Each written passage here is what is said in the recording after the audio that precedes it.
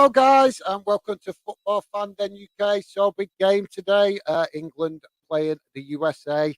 so, quite getting quite interesting now. Obviously, Wales just lost to Iran earlier today. So, um, all up for grabs in this game as far as the group's concerned. So, hopefully, we get a comfortable win, guys, and get the points that we need to qualify in this game so that we're not leaving it to chance against Wales in the final group game. So, yeah, interesting game to play, guys.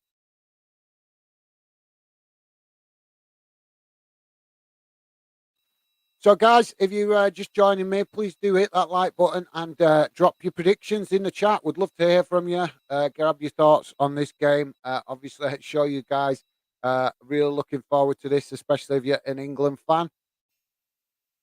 Um, Lots to talk about with regards to the World Cup. I'm not sure if you guys have been hearing or what's been going on. There's been a lot of controversy about this World Cup um, with regards to teams' reactions to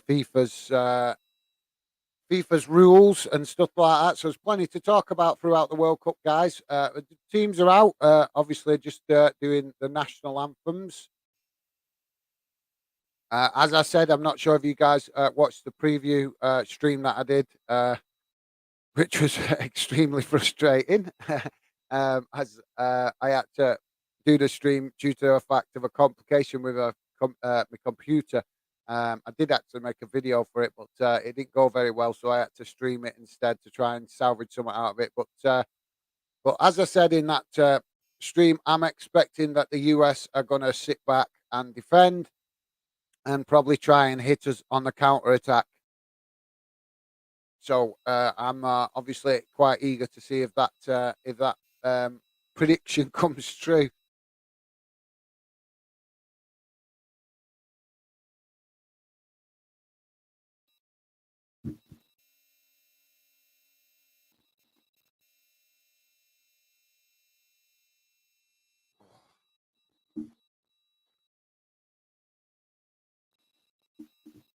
So, guys,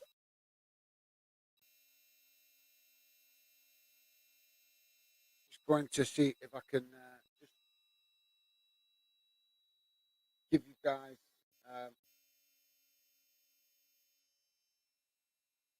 Just bear with me a second, guys.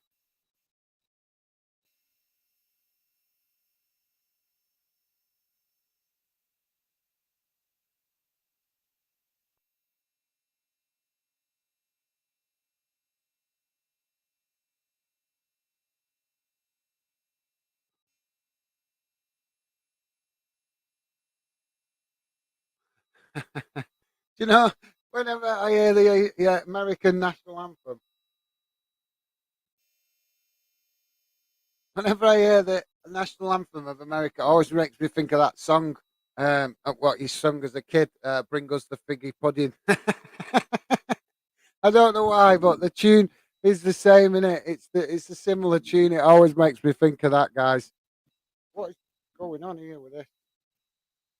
Yeah, I'm not sure if you've ever heard that tune. Or "Bring Us the Figgy Pudding." I remember it from when I was a kid, but the tune, the jingle, is exactly the same as the American national American national anthem. Um, so yeah, it always makes me think of that. I don't know why, but it does.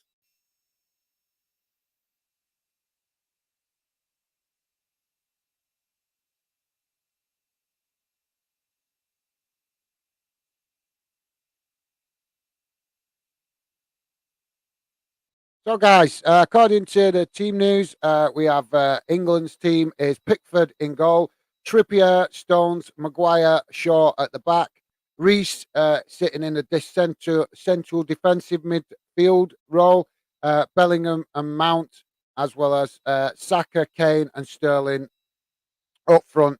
I'm presuming, I'm not sure if we're going for well, it looks like we're going for a 4-3-3 formation there. So it's looking like an all-out attack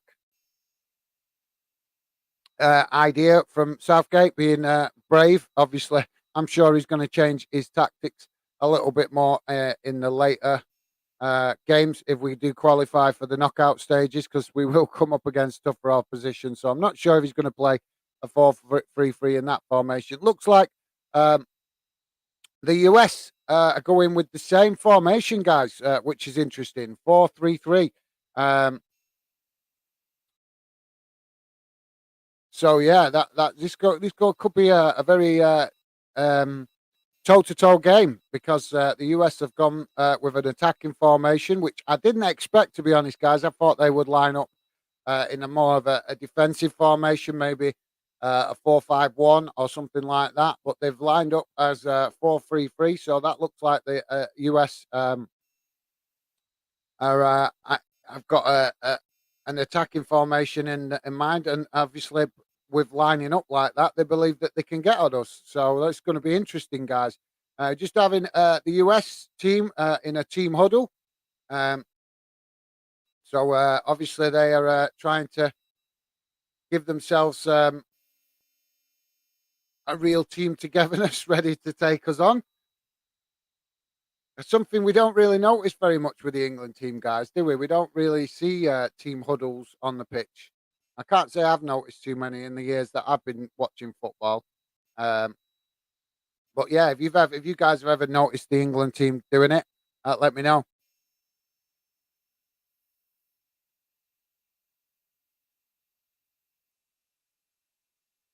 Interesting to see that England players take the knee before the game and the US players don't.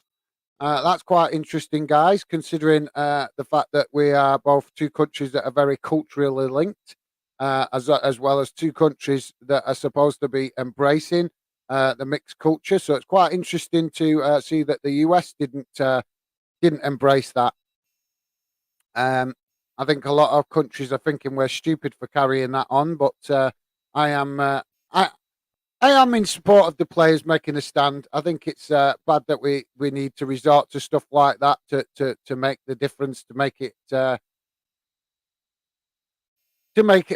world listen. And obviously, the world is not really listening. They're thinking we're a bit foolish for our players doing that.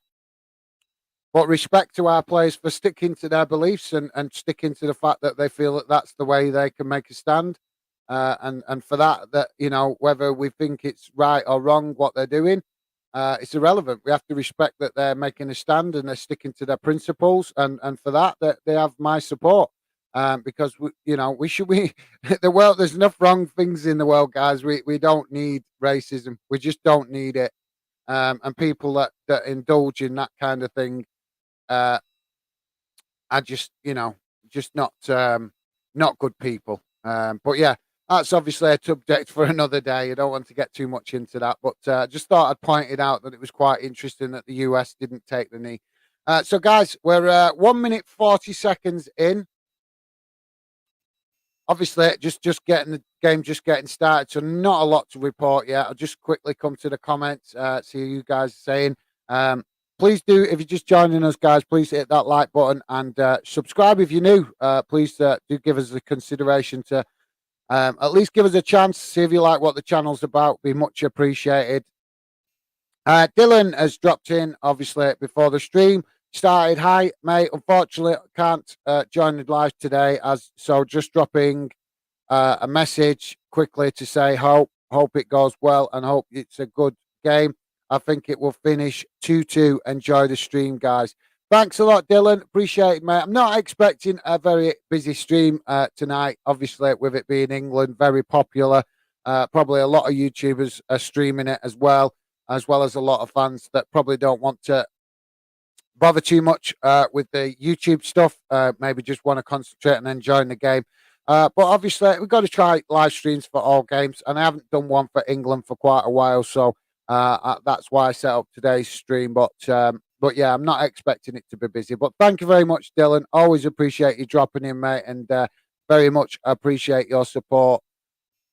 And hopefully you enjoy the game wherever you're watching it, mate. Thanks a lot.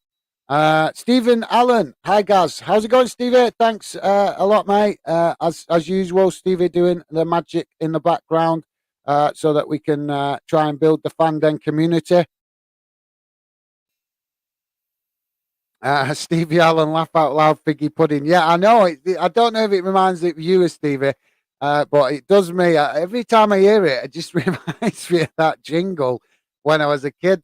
Bring us the figgy pudding. Oh, bring us the figgy pudding. It's the same jingle.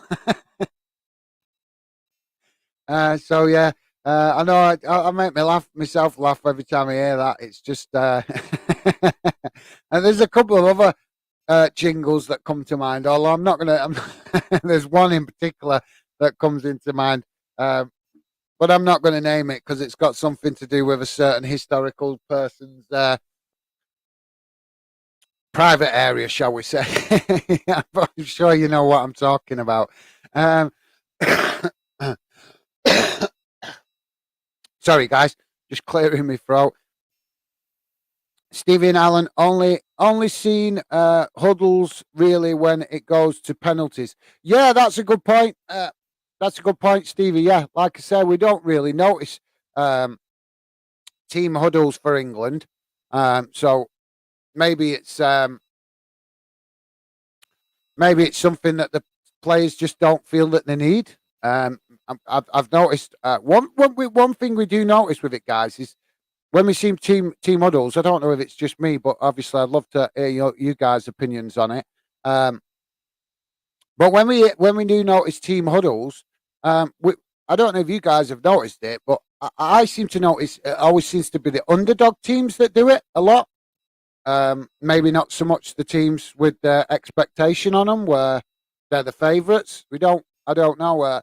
Be interesting to know, guys. If you've been watching lots of the World Cup games, have you noticed a lot of the shall we say predicted teams to win, like the likes of Germany and France and Argentina and Brazil? Have you seen any of these teams giving team huddles before a game kicks off? I'd love to know your thoughts on that, guys, because like I say, it's something that we seem to notice, or at least something I seem to notice that happens a lot with the underdog teams. So maybe it's that underdog mentality a little bit, where teams, when they feel that they're up against it and they've got a tough game where they're not expected to get anything out of it, maybe that brings that team togetherness more. And like I say, that could explain the team huddles a bit better. But yeah, it's just something. It's just something that's an observation, and it's interesting how we can pick up on little things like that.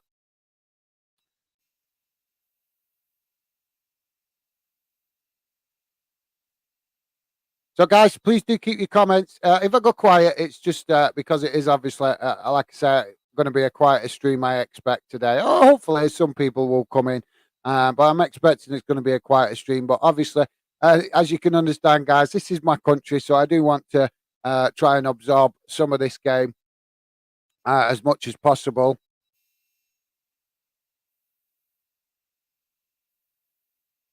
So, yeah, ball back to the US keeper. Just I would say at the minute, just we're 6 minutes in, guys. 6 7 minutes in. Teams just kind of feeling themselves out a little bit at the minute.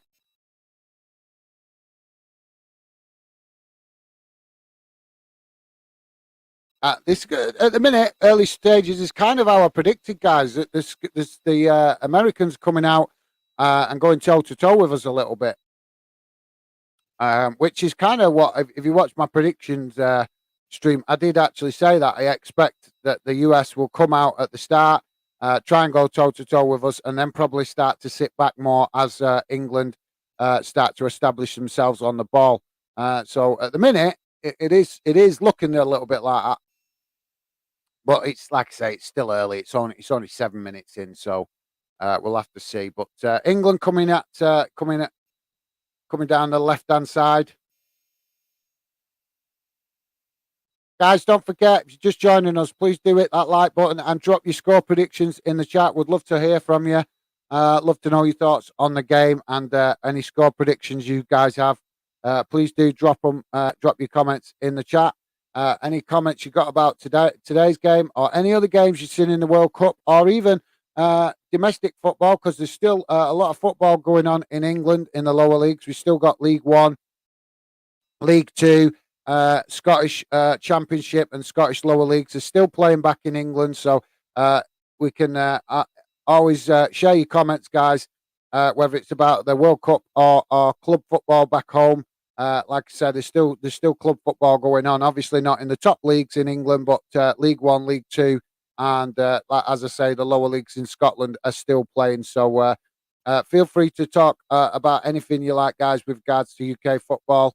It doesn't have to just be about the World Cup. You can share your thoughts on any club football that you might want to talk about as well. Um, so England just starting to get a little bit of possession now. Um,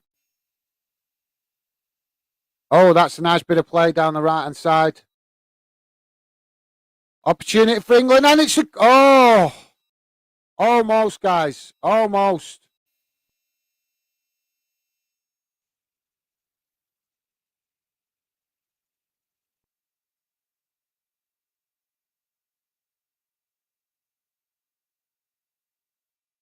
See, this is exactly what I'm saying, guys. As we see that England start to get on the ball and create chances, the US might regret choosing the formation of 4-4-3 because it's not exactly the easiest formation to adapt into a defensive formation when you're under the cosh, so to speak. So, as I said when I predicted the game in the preview, I did say I thought the US would come out, try go toe to toe at the start. England would start to get on the ball, and then we might start to see them sitting back. Now we're not seeing the sitting back angle just yet because obviously only 10 minutes in, guys. But we are seeing that England are starting to get on the ball. And start to pressure the US. So it will be interesting to see how they deal with that. Like I say, I'm shocked that the US have gone for the 4-3-3 formation. To be fair, guys, because let's be honest, even though the US are an up and coming team, they are improving. Football in America is becoming more popular.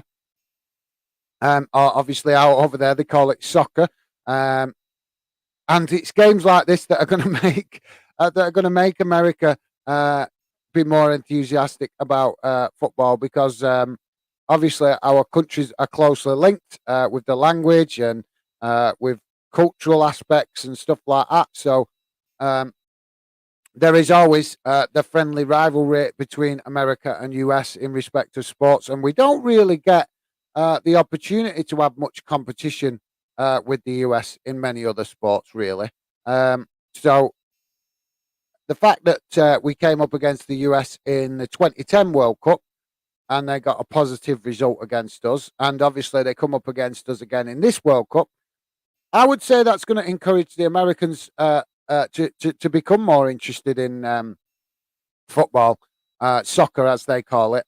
Because let's be honest, guys, as football fans, if your team is playing in the Premier League against all the big boys, so to speak, you're gonna become considerably more interested in it than if your team is playing in League Two. So that's kind of the comparison as regards to the US drawing against us. I'm sure that they enjoy some kind of result against the UK or England in preference to a result against some other nations. For example, uh, maybe Spain and Italy, stuff like that. I'm not saying they wouldn't enjoy a victory like against Spain and Italy, but there's just not the same close cultural links with them countries for the US. So, like I say, I'm sure there's a large portion of the American population watching this game. Steve Allen, gonna say 2-1 England. Yeah, that's a good shout, mate. It's a good shout. Like I said in my predictions, I think it'll finish 3-1 to England. I think we will have. I think we'll have a tough game. I'm expecting the US, and they're showing that already. That they're going to try and make life difficult for us. But I think in the end we'll come out on top by the end of the 90 minutes, and I predict a 3-1 win. But guys, do share your predictions. If you've got them, drop your comments in, and we'll love to hear any predictions you've got. And like I say, please do hit that like button if you're just joining us. Be very much appreciated. We're still quite a new YouTube channel, so we're still trying to establish ourselves within the YouTube community. So any support you guys give is always very, very much appreciated. Um, and just to point out, guys, we're not just a normal YouTube channel. We are a YouTube channel that is trying to build a unique project that brings fans together and helps fans have a voice in football. Because, as we know, the pundits and the mainstream media and the football authorities and managers and everybody else has a lot of say in football. But what do we actually hear from fans that gets heard? So yeah, like I say, hopefully that grabs your interest, guys. Like I say, bigger ambitions for the channel in the future. So please do give us some consideration to consider subscribing and see if you like what the project's about. So US in possession at the minute, just passing it about at the back.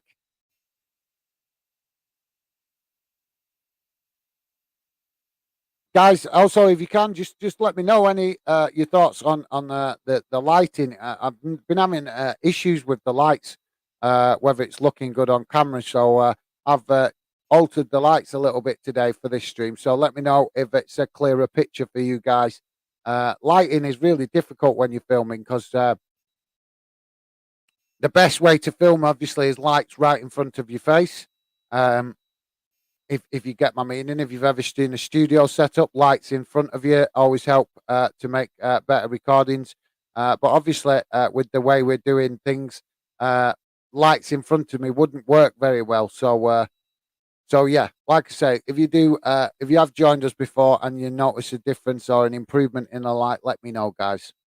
So England back in possession, straight through the middle to Saka. I think it's Saka on the ball. Out to the left-hand side.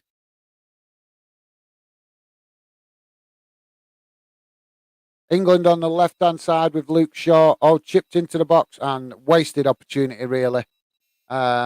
Straight to the goalkeeper. But the US trying to immediately hit us on the counter-attack is exactly what I predicted, guys. The US coming at us on the counter-attack as soon as they reclaim the ball. So they're playing quite brave, guys. The US playing quite brave attacking style.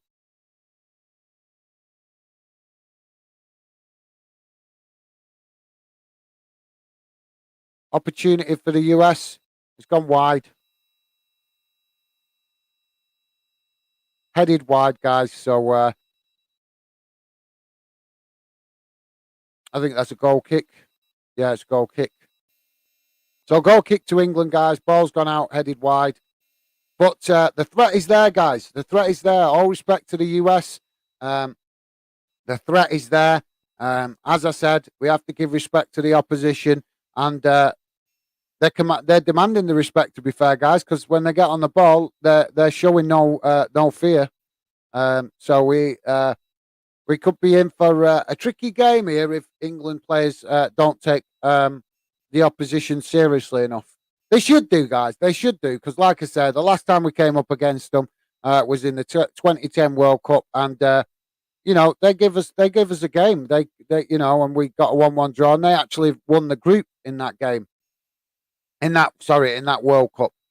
So yeah, the players should be taking the threat seriously from the US after previously playing them in the 2010 World Cup, and obviously a different team to that era. That was a completely different generation. In fact, when we came up against them in the US in the World Cup 2010, that was considered the golden generation of English football. There was a lot of talented players still in that team. Then we had the likes of players like Steven Gerrard. I think Beckham was still playing for England at that point. I'm not sure. But that gives you an indication of some of the talent we had in the team, Rio Ferdinand, stuff like that. And like I say, at that time, that was considered the England golden generation. And the US humbled us in that game. They got a 1-1 draw and won the group. So, like I say, the players and the manager and all football, all England fans should be taking the threat coming from the US very seriously because, like I say, they showed in the last time they played us in the World Cup that they can go toe to toe and that they show no fear to us. So we need to give the respect that they deserve.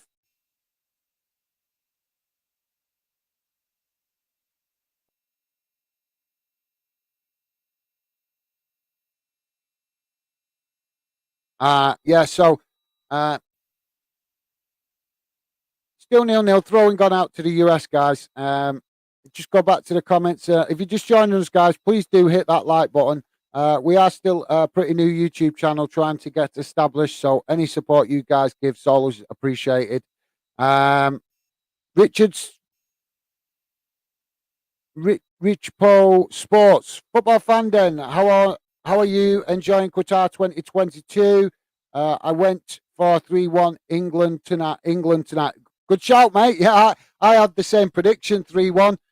So yeah, that's a good shout, mate. But thank you very much for dropping in. Very much appreciated. And yeah, it's been enjoyable what I've seen of it. I've not been able to watch as much of the World Cup as I've liked, to be honest, mate, because of work commitments and stuff.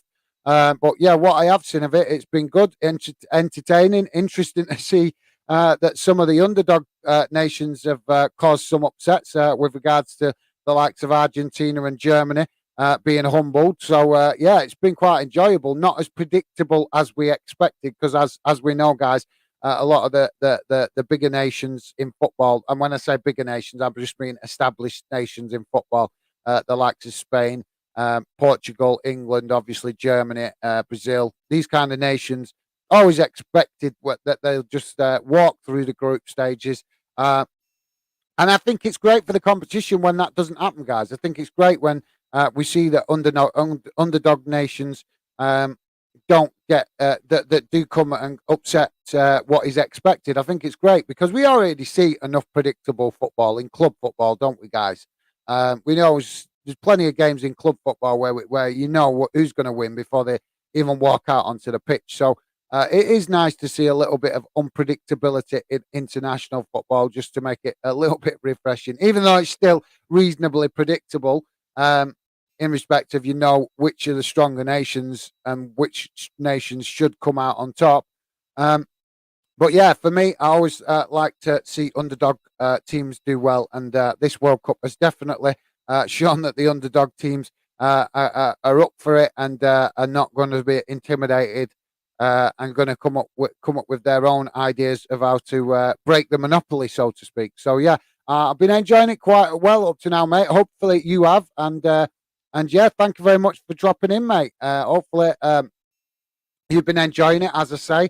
And is there a particular game you're looking forward to, mate? That's not played yet, obviously, or a tie that you'd like to see happen in the knockout stages. Any particular nations you would like to see come up against each other? I'd love to know your thoughts on any of that, mate. But yeah, thank you very much for dropping in.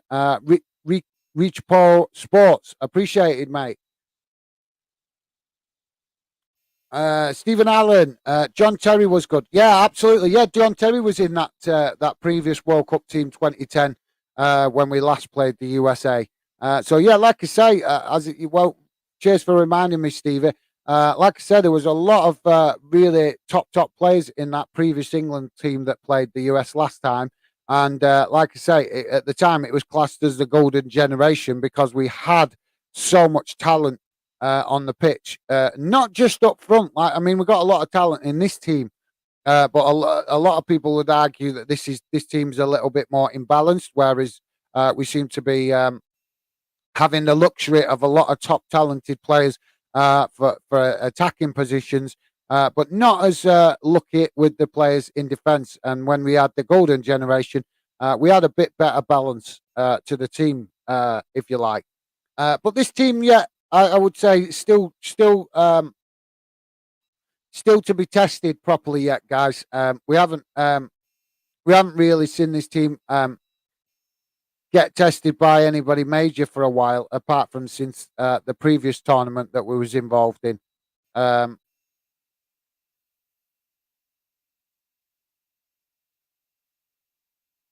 Sterling coming in on the left-hand side, guys, on the wing. And he's coming to the box but lost it. It bounces out, back out, and England regain possession on the halfway line.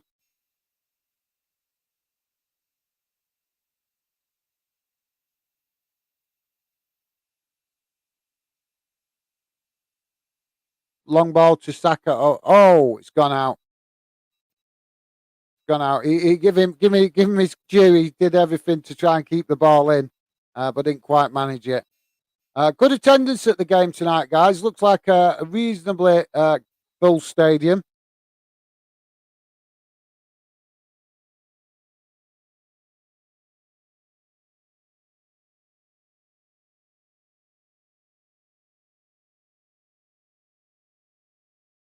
"24 minutes gone, guys.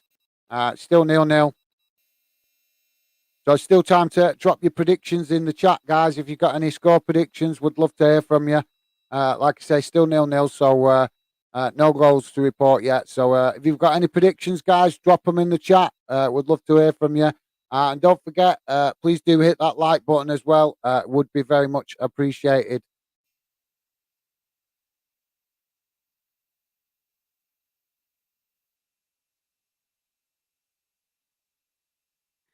I'm pretty shocked here, guys. The US are not showing no intimidation to England. They've got belief and confidence to have a right go at us, and they're showing that with their bravery going forward.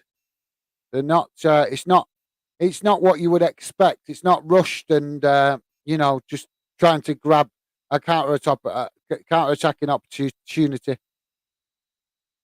And a cross into the box for the US and over the bar by McKennie, or if that's his name, I'm not sure. Forgive me if I don't pronounce the players for the US correctly. I'm not familiar with all of their squad.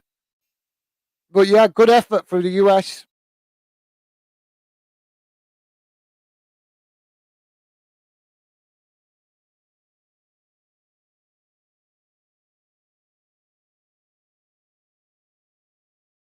You've got to remember, guys, I suppose the extra motivation for the US international team is that some of these players will be playing in the MLS in America.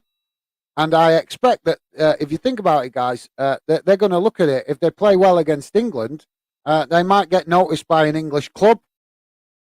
And if they get noticed by an English club, they potentially could get, a lucrative contract or transfer to England, where obviously, as we know, the popularity with the Premier League. So it's just definitely worth something worth taking into consideration.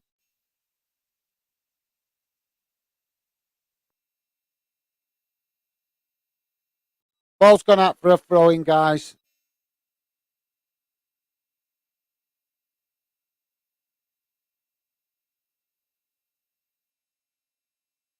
I will come to comments in a minute, guys. Just bear with me a second. Just trying to work out what's going on here with the ref just blowing the whistle. I think he blew the whistle for a free kick. Rico, I'm not sure how I'm pronouncing that, mate. If I'm not pronouncing it correctly, I'm not sure. Rick Poe Sports. I'm following the Brazil Selectrus, a really combative game v Serbia. What's your take on excessive rolling around by attackers like Neymar? These constant deliberate fouls by opponents. I'm not sure if deliberate the fouls. I don't know. I've not seen that game, mate. But for me, Neymar is a player I'm not a big fan of because don't get me wrong, I love talented players, and he is a very talented player. But we see it when he plays for Paris, mate. We see it when he plays for Paris Saint-Germain. He goes over very easily. He likes to try and claim fouls for every opportunity that he can. And yeah, all right, fair enough. In the World Cup, there may be some players that go in hard on tackles, and if it is a hard tackle, they need a yellow card or whatever the referee sees fit is a correct punishment. That definitely we don't want no players getting injured through rough tackles.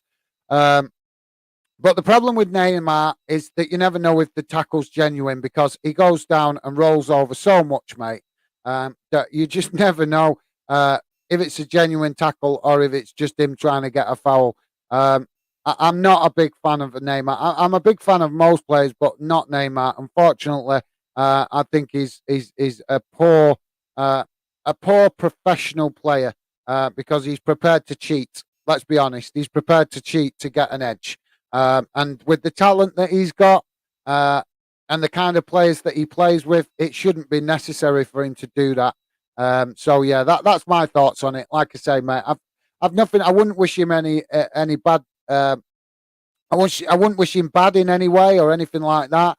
But like I say, for me, he's not. He doesn't show the sportsmanship that he should, especially considering the quality of players that he's lucky enough to play with. So hopefully that answers your question. Might not be the answer you wanted to hear, mate, but I believe in being honest about things like that. And yeah, for me, he could definitely show more sportsmanship. But yeah, absolutely, it'd be interesting. I do want to catch a Brazil playing in the World Cup. I'm interested to see how they're playing at the minute. I've not seen them play for quite a while, so I will be hopefully catch up with a Brazil game through the World Cup at some point and see how they're playing. It'll be quite interesting, that, mate. But great question. Thank you very much for that, Rich Paul Sports. I'm not sure, like I said, mate. Apologies if I'm not pronouncing your name correctly. My bad. I'll do my best. I always try to get to know you guys that come in regular and try and learn your names correctly. So my apologies, mate, if I am not pronouncing it correctly. Rick Paul Sports is also saying Q. In your opinion, or I presume Q means question. In your opinion, is it a case of semi-finals or bust for Gareth Southgate? Is it in his reign set? Oh, sorry, is his reign set to end sooner than later? To be fair, mate, I think it all. Obviously, a lot of it depends on how England does in the World Cup. I think, me personally, I would like to see a different manager. I don't want to be speaking negatively of the manager when we're actually in competition. But for me personally, I would prefer a manager um, with a bit more passion, that shows a little bit more passion. I'm not saying that Gareth Southgate isn't a passionate England manager. We know he's English. We know he loves our nation and he loves football. So in that respect, he covers all the bases, but he just doesn't always show enough passion on the touchline for my liking, and in press conferences, is what we call in England a yes man. In other words, he just keeps the peace. He won't do anything or say anything that might um, upset somebody or upset the press or upset a player. He won't say anything that will upset anybody. He's basically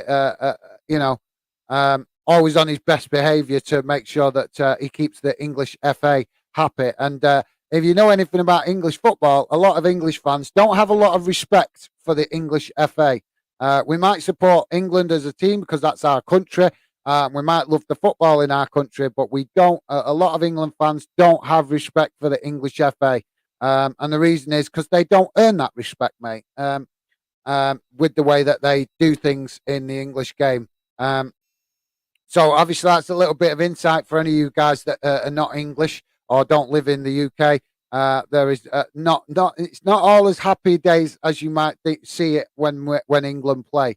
Even though England always have a really positive following and passionate fans following the team, the fans don't all show that same passion and likeness to the English FA. So, like I say, hopefully that gives you a little bit of an insight. But yeah, whether Gareth Southgate, in answer to your question, mate, whether Gareth Southgate keeps his job will depend on his how he does at the World Cup. If England I think if England get into the knockout stages, that'll probably be enough for the English FA to give him a new contract. England fans would demand more for him to keep his job, but I think as far as the FA giving him his a new contract is concerned, I think that all he has to do is make sure that England qualify for the knockout stages, and if they do that, I think they will offer him another contract. So yeah, hopefully that answers your question, mate. Great question. Thanks for that, mate. Re- Re- Rich Poe Sports also saying pronounced Rich Poe. Right, Rich Poe. I'll try and remember that. You've done well. Thanks, mate. Like I say, you guys that come and show support, I do want to learn your names properly. I'm presuming, I'm not sure, mate. Are you the guy that I've been speaking to on social media? Are you got I think, do you do sales of clothes or something like that? I know I can't remember because there's a few business accounts that I've been speaking to on social media. So I'm trying to recognize if one of them is you, mate. If you're still there, just let me know. But yeah, Rich Poe. So I'm going to try and remember that. Rich Poe Sports. Thanks for that, mate. Appreciate you correcting my pronunciation. So Rich Poe Sports. That's how to say it. Cheers. You've got it. Thanks, mate. Appreciate that. Thanks for correcting me on it. Hopefully, I'll remember that in the future if you drop in again. And yeah, thank you very much, mate. Like I said, I always try and make you effort to get to know you guys and learn your names correctly. Because what Fandent is about building a real fan community and building a channel that actually involves fans. I've got some great ideas for the future of the channel. And a lot of my ideas have come about through watching other YouTubers and what they don't do, what they say but don't do. So that's kind of what inspired me to build Football Fandom. But still a lot of work to do yet, guys, to build the channel. But hopefully we will continue to find fans that are enthusiastic about what I'm trying to do. We've already got some fans. I'm thinking we will have, like I say, guys, we'll have a quiet night because a lot of the fans that are interested in Fandom are probably sitting watching the game. And don't want to be distracted commenting on YouTube. So yeah, but hopefully some of them may drop in before the stream's finished. 35 minutes in, just coming up to 36 minutes, guys. Still 0-0. England not having it all their own way, though. I would have expected by now that England would have been the more dominant team on the ball, but they're not. The US having a reasonable amount of possession, to be fair. So it would be interesting to see if we do get ourselves on the ball a bit more. Guys, if you're just joining us, please do hit that like button and consider subscribing if you're new.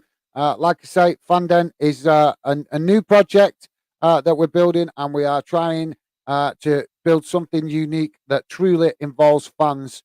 So if you like the idea of that, please do consider subscribing, give us a chance. Like I said, we are just getting the project up and running and moving forward. Lots of work to do yet, but any support you guys give is very much appreciated. Rich Poe Sports is saying, I'm JD's associate from IMAX. Rich Poe is my channel. We've spoken on Instagram too. Love your passion for grassroots football. Is that Richard? Is that Richard then? Are you? Is that who I'm thinking of, mate? Is it Richard? I think I spoke to you a while back. I'm not sure. If I'm not correct, mate, I do recognise your account. I'm trying to put a face to the name, if you understand my meaning. But yeah, thank you very much for dropping in, mate. I'm not sure if you're one of the moderators on JD's channel, or if it's Richard. I know I've spoke to a guy called Richard. I'm obviously thinking of Richard because of the name Rich Poe Sports. So I'm not sure if that's you, mate. Let me know if you can. But yeah, your account name definitely looks familiar, mate. I'm just trying to remember at what point I might have spoken to you. So apologies.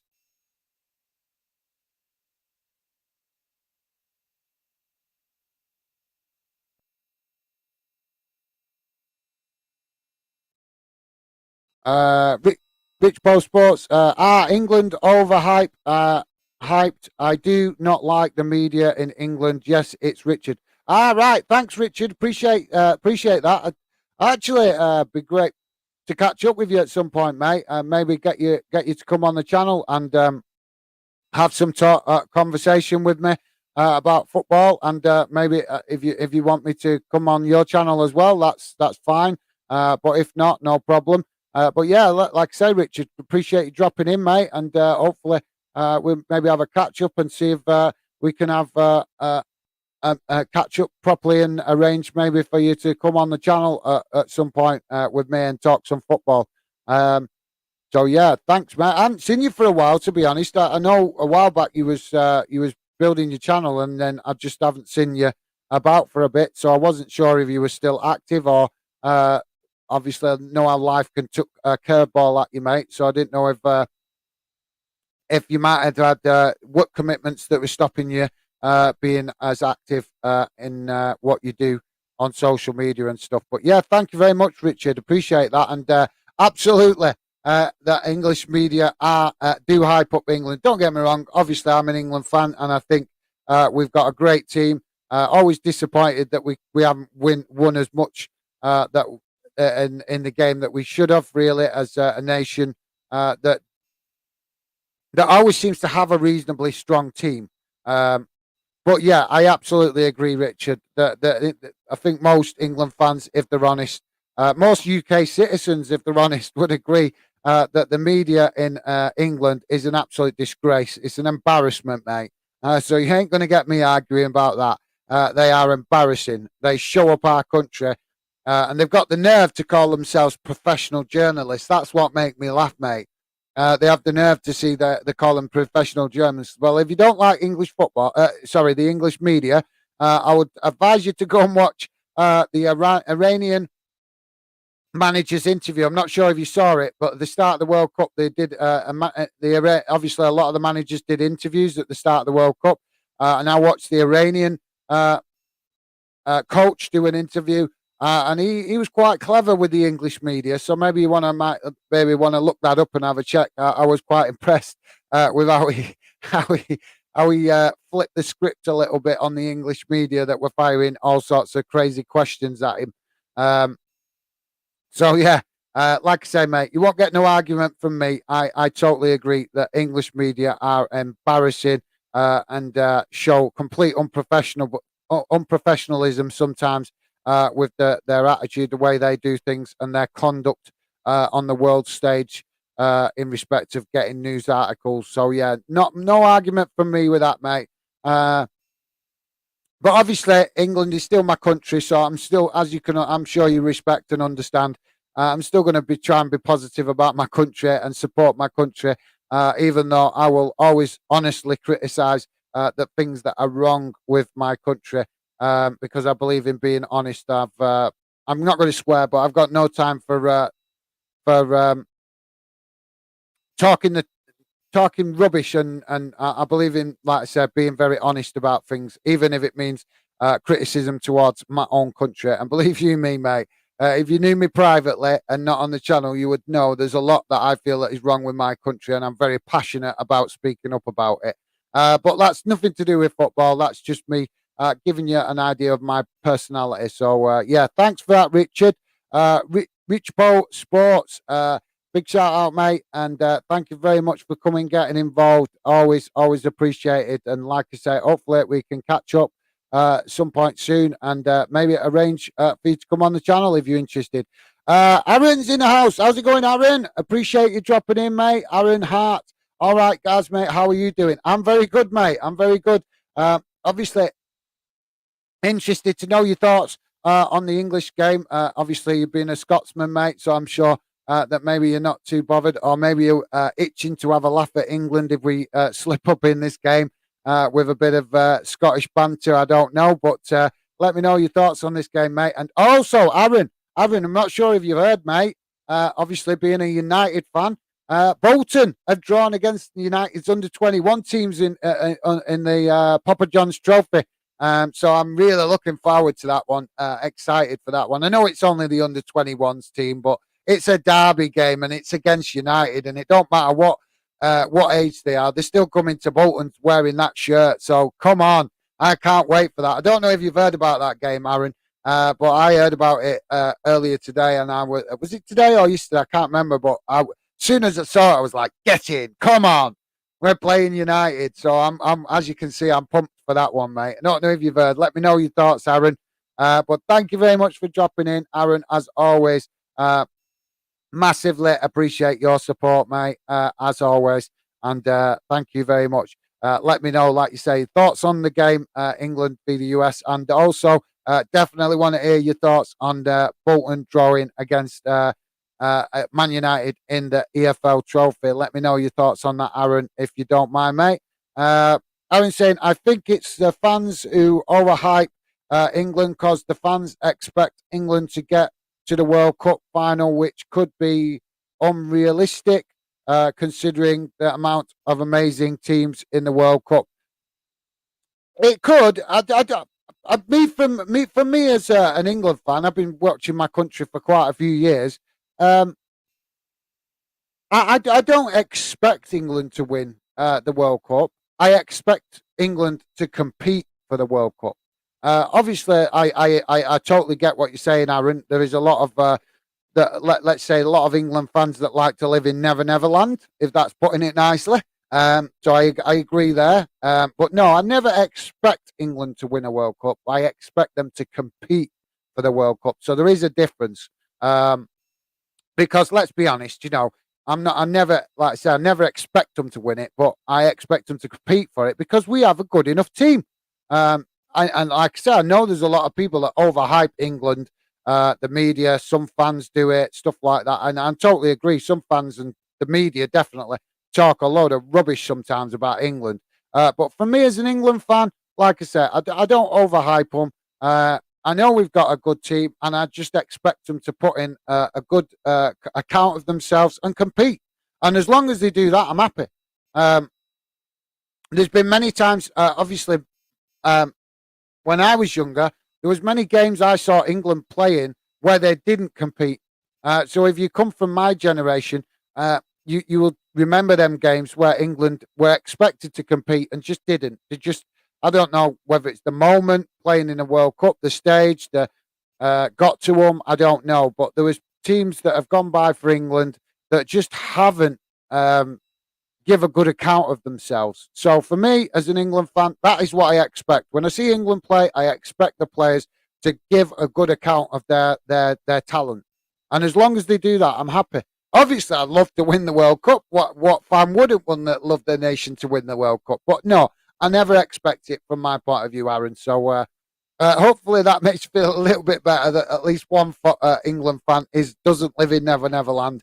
I just expect my team to compete. I don't expect them to win it. I expect them to compete for it. So yeah, hopefully that gives you a little bit of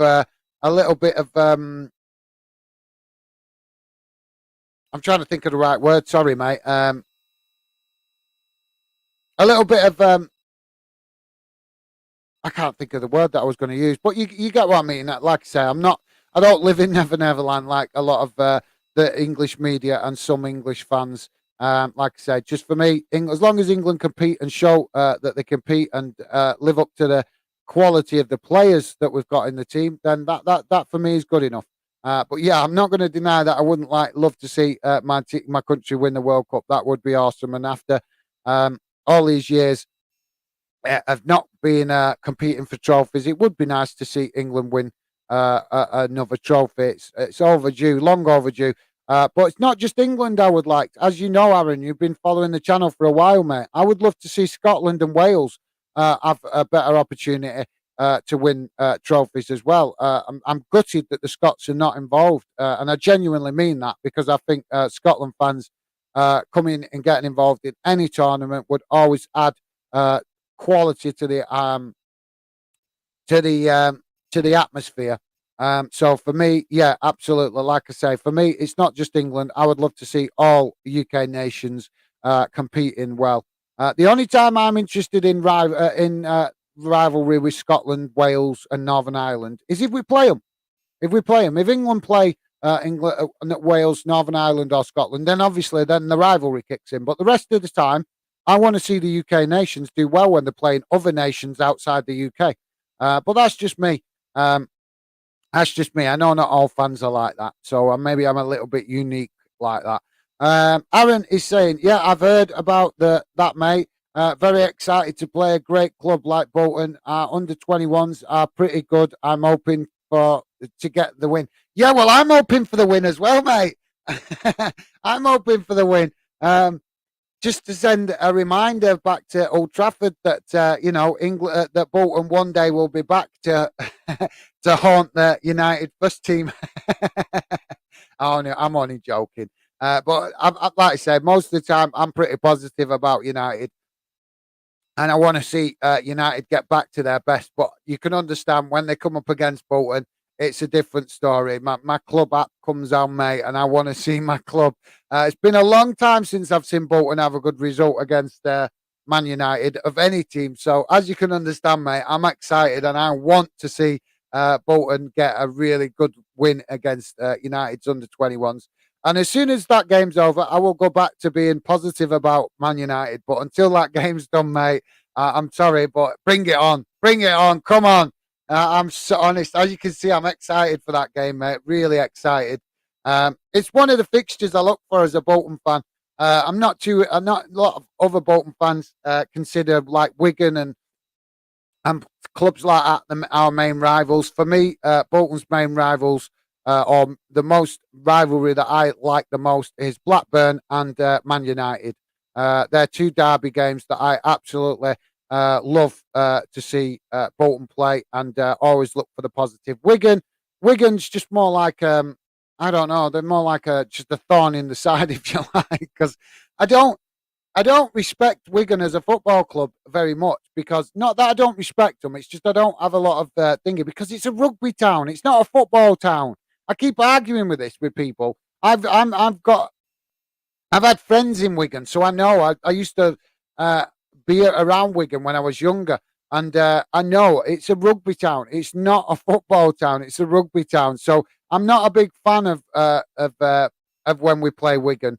To me, it's just a necessary evil, if you get my meaning. So for me, the long-standing rivalry from a Bolton point of view, for me, mate, is definitely seeing Bolton play the likes of Blackburn and Man United. And obviously, you can't not take into consideration. It'd be nice to also maybe give Man City some humble pie one day, but I think Bolton are a long way from that at the minute. But yeah, it'd be nice to humble them a little bit more, because I think they need it at the minute, don't they, mate? I'm sure as a United fan, you agree with that Man City needs some humble pie at the minute. So, guys, it's half time anyway. Sorry, I'm going off the boil a bit here, talking about club top football. Still 0-0, half time. To be honest, disappointing first half for England. I don't think we went at them enough.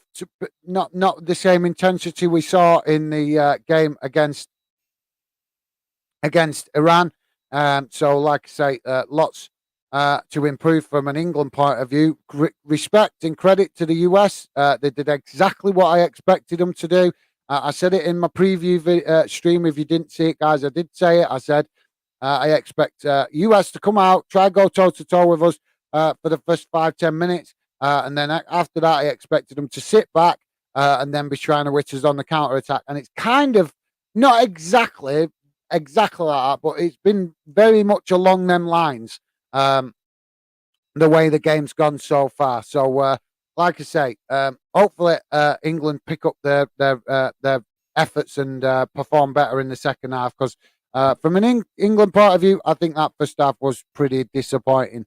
But like I say, we have to give respect to the opposition, and the US definitely showed tenacity, bravery, and also that they weren't in, that they weren't going to sit back and fear England. They was going to have a right goal when they got the opportunities, and they did exactly that. So yeah, I'm sure that that first half has given the US team a boost of confidence, and hopefully Gareth Southgate finds a voice somewhere to get to give some of them players a bit of a kick up the jacks here to remind them of how important it is to get the win in this game.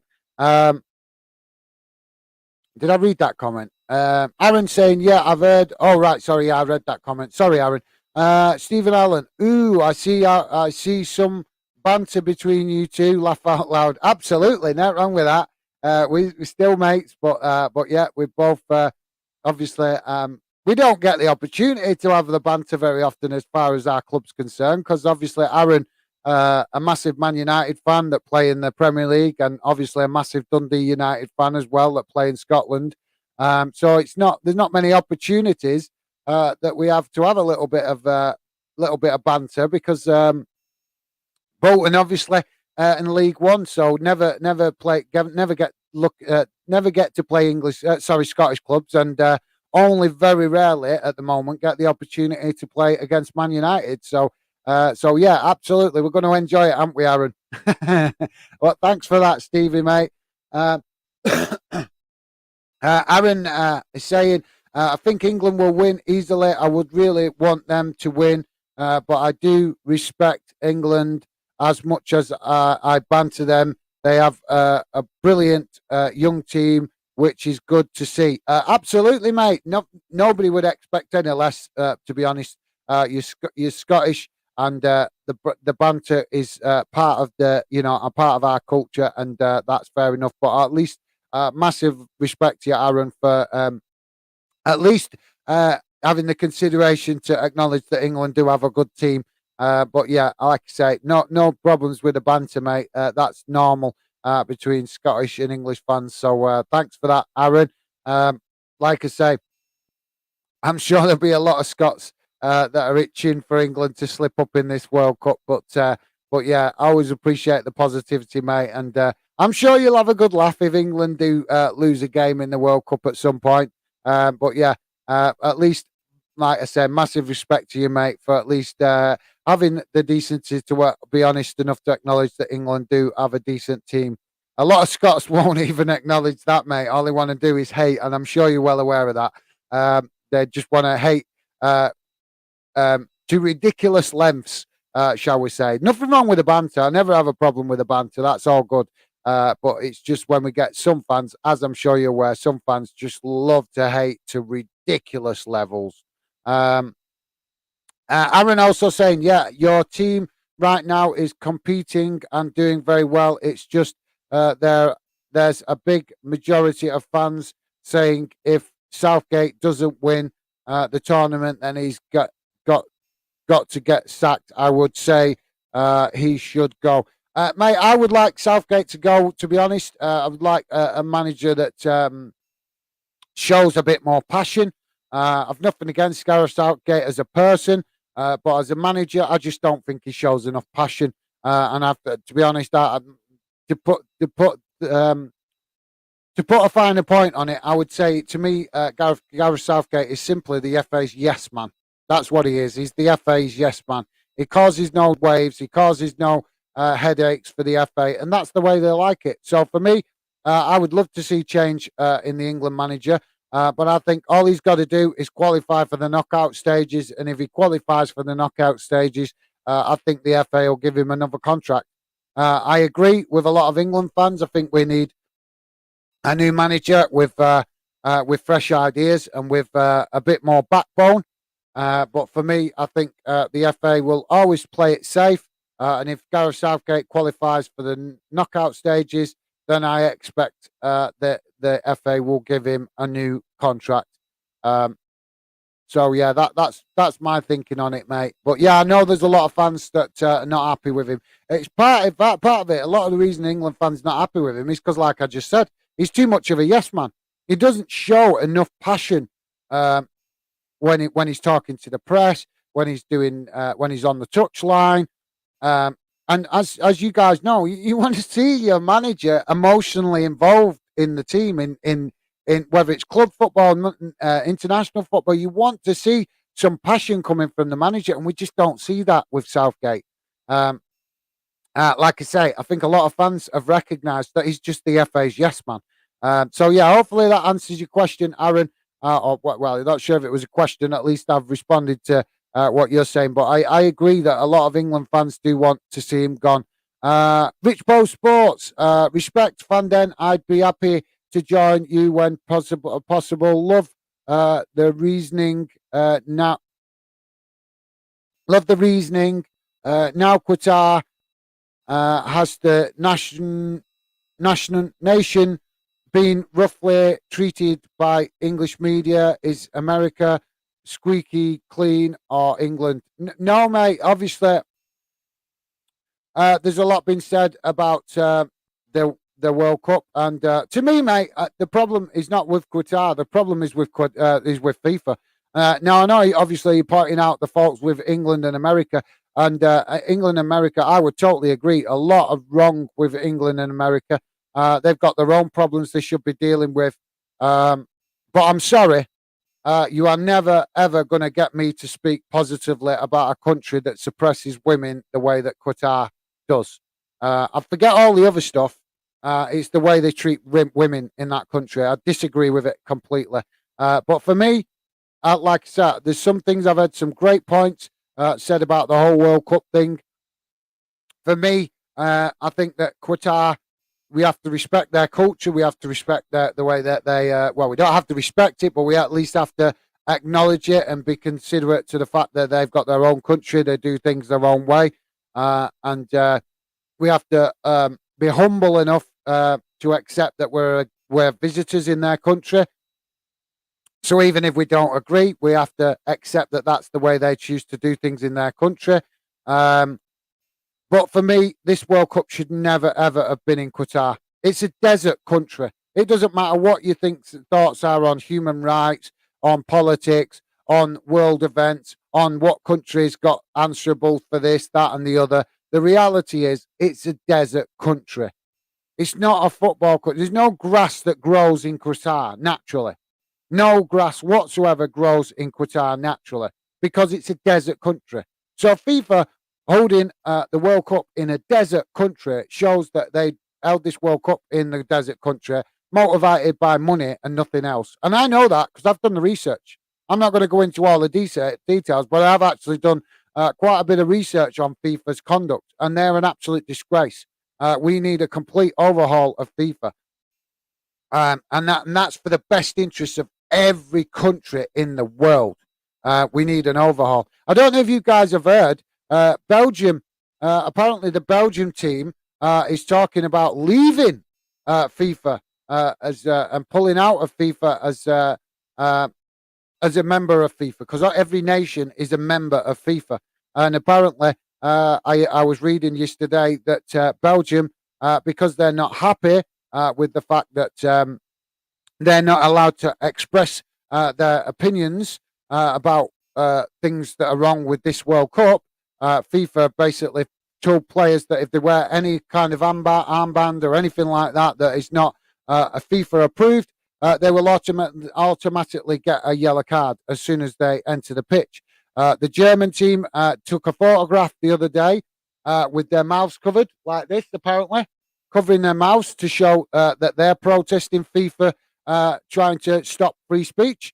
And the Belgium FA have also come out and said that they're considering whether to stay a member of FIFA. So, as much as what you're saying, I take on board, Richard, and you are right. There is a lot wrong with England and Scotland. England and the US. And believe me, there's a lot I'm angry with my country with regards to historical events. So you won't get me sticking up for my country in that way. But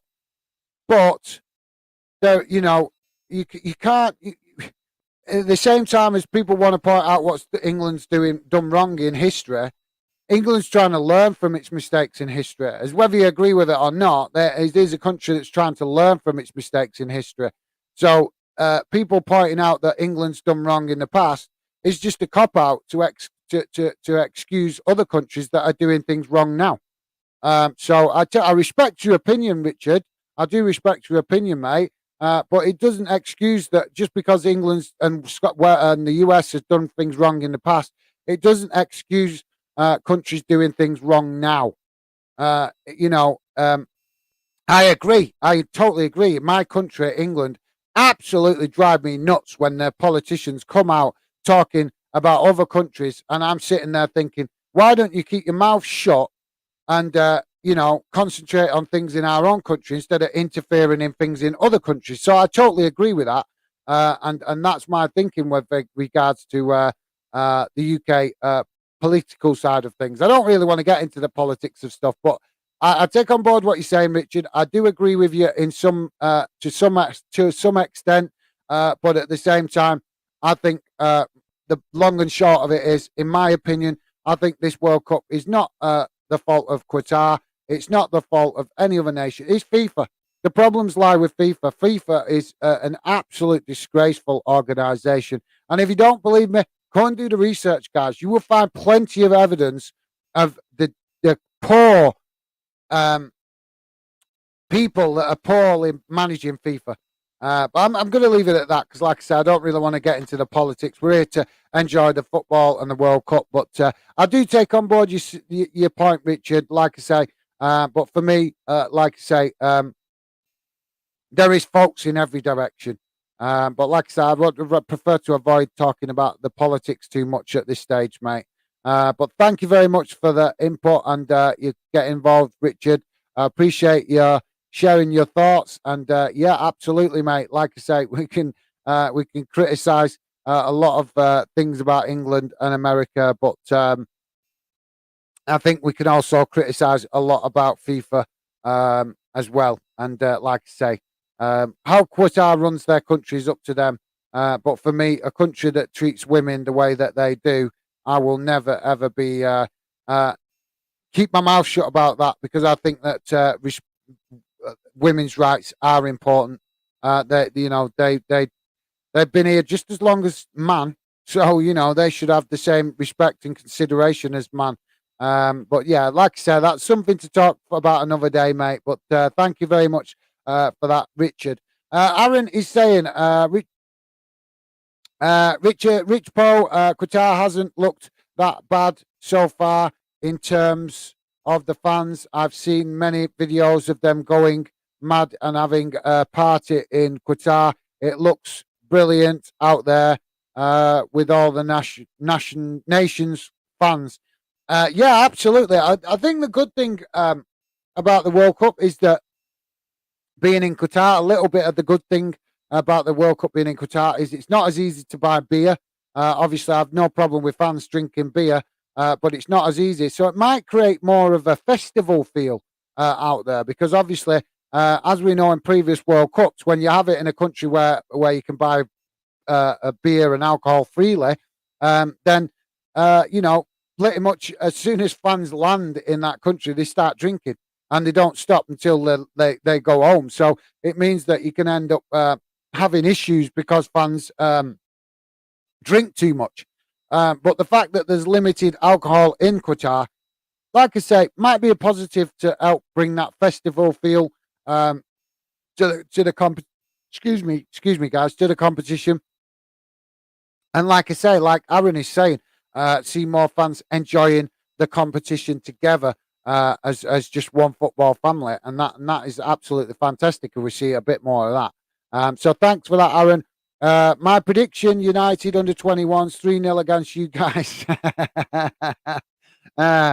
That's what I'm hoping for. Well, hoping for and what you get is a different. But that's a brave prediction, mate. That is you come into our place. Do you really think we're not going to score against you? Come on, this is Man United v Bolton. We're gonna score against you, mate. We're gonna. So I think you need to change your score prediction. He's going to come back at me now with, all right, guys, 3-1. But no, I'm not having that, Aaron. I'm not having that, mate. No way. There's no way we're not scoring against you. No way. Not at all. We've got to be scoring against. There's no way. It's not at Old Trafford. It's at our place. So I'm not having it that we're not going to score. Not a chance. But at least I respect your positivity, mate. I respect your positivity towards your club. But no, you're not getting that. You're not leaving Bolton with a 3 goals and without reply. It's not happening, mate. It's not happening. But yeah, quality. Um, question was you shocked? Question was you shocked about Wales getting beat by Iran 2-0? Didn't get a chance to see the game, mate. No, I haven't seen the game, mate, because I've been at work today. Otherwise, I would have done a live stream for it. But yeah, absolutely. Like I say, I'm not. I am, and I'm not. I'm kind of surprised that Wales. Obviously, I've not seen the game, so I don't know how they played. But I'm not shocked that Iran have got a result because, like I say, I think Iran didn't give a great account of themselves against England. To be honest, I'm not saying they would have done any better. But my point is that we, like I say, I keep saying it, guys. Don't want to keep repeating myself. But you have to respect the opposition. And maybe Wales went into that game a little bit thinking they would, maybe they're thinking that they had the win before they got it because they've seen how badly Iran played against England. But no, Iran. I'm no expert about Middle Eastern national teams, but apparently Iran are quite a bit of a one of the better teams in the Middle East.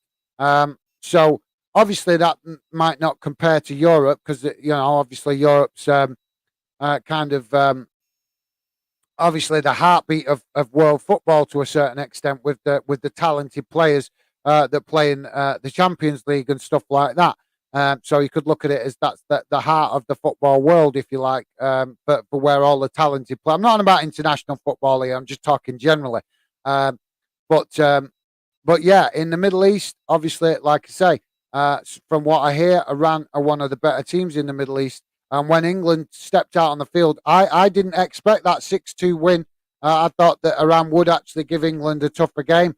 So maybe that could be one of the reasons Wales have lost that game because they didn't take the threat seriously coming from Iran. I don't know. I hope hopefully I'll catch the game later or at least catch the highlights. But yeah, a bit of a surprise. A bit of a surprise that Wales didn't get on the score sheet at least, but I'm not surprised that Iran have won it, mate. To be honest, because like I say, that they might not be the strongest team in the World Cup, but they are a strong team from the Middle East, so they were never going to come here and just make up the numbers, and we shouldn't expect that either. But thanks for that, Aaron. Hopefully that answers your question, mate. Aaron Hart, I'll make sure to remind you the stream after the game if United wins, mate. Yeah, well, like I say, mate, change your score prediction because there ain't no way you are walking away from Bolton with no reply to 3 goals. Not a chance. It's not happening, mate. Honest. I think you're living in Never Never Land. But yeah, thanks for that, Aaron.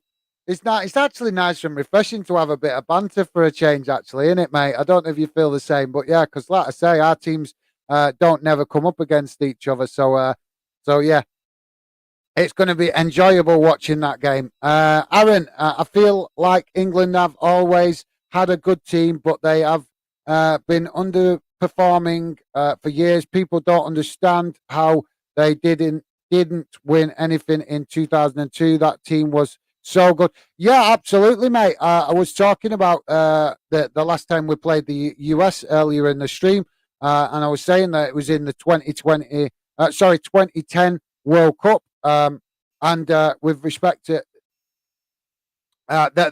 that when we played the US in that World Cup, we had to that should give the players enough insight to show respect to the US because they got a 1-1 draw against England and they actually topped the group. All right, we drew on points. I think it was 5. Both teams finished on 5 points. But the US won the group on goal difference. So I'm not being funny, but when a nation can go to a recent World Cup, I know it's a few years back, but it's still reasonably recent in World Cup terms.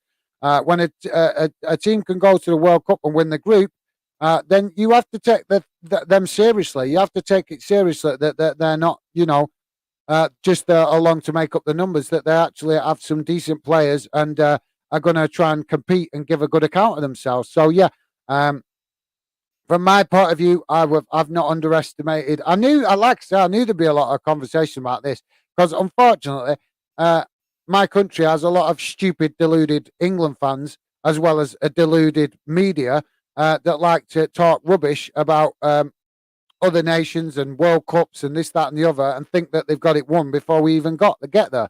I said before the tournament even started that we have to respect the teams in this group because it's not an easy group. There was banana skins all over the place.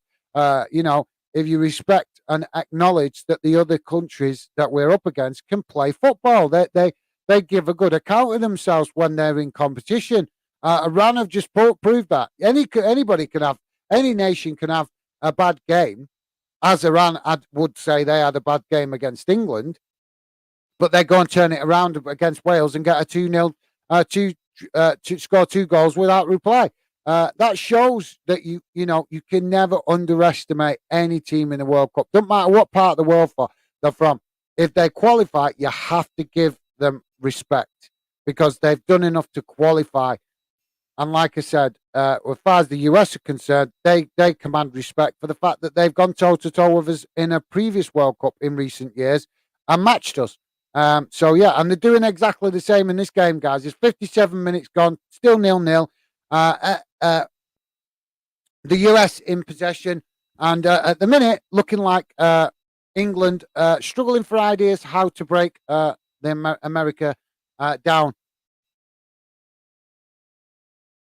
But yeah, thanks for that, Aaron, mate. Appreciated. Rich Paul Sports.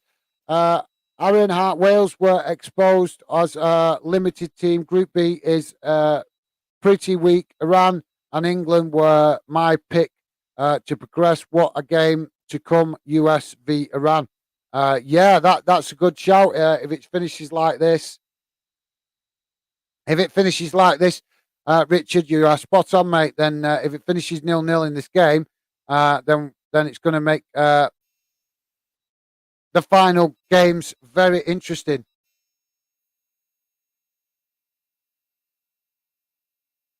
Just watching the corner, guys. US have got a corner here.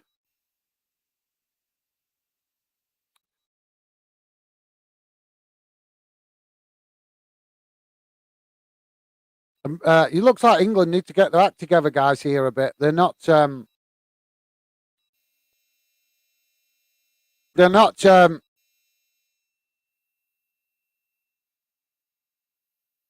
They're not showing any kind of response to the half time for me. This is why I say that Southgate, and this is why a lot of England fans want Southgate out, because you don't see a response from the players when they've had what can be considered a poor first half. From my point of view, like I say, with respect to the US, England, we've got a lot of talented players, so we should be showing more of a threat than this. But yeah, America come to humble us. And like I say, if you don't take the opposition seriously, this is what can happen. Aaron is saying, Richo Sport, yeah, mate, I think they I think they rely on Gareth Bale too much. They have decent players like Kiefer Morat and Nico Williams. But yeah, like I say, I think with Wales, let's be honest, they got a scattering of good players, but they haven't got a lot of quality in depth in that squad. But to be fair, I mean, obviously the Welsh fans will want to see their team do well, and we do. As football fan, then we want to see them do well. But this is, Wales' first World Cup for a long time. 1958, the last time they was in a World Cup. So you have to take that into account a little bit. That maybe they're a bit in awe of the occasion. They shouldn't be because they've been involved in recent European competitions. So they shouldn't be. But yeah, for me, maybe Wales.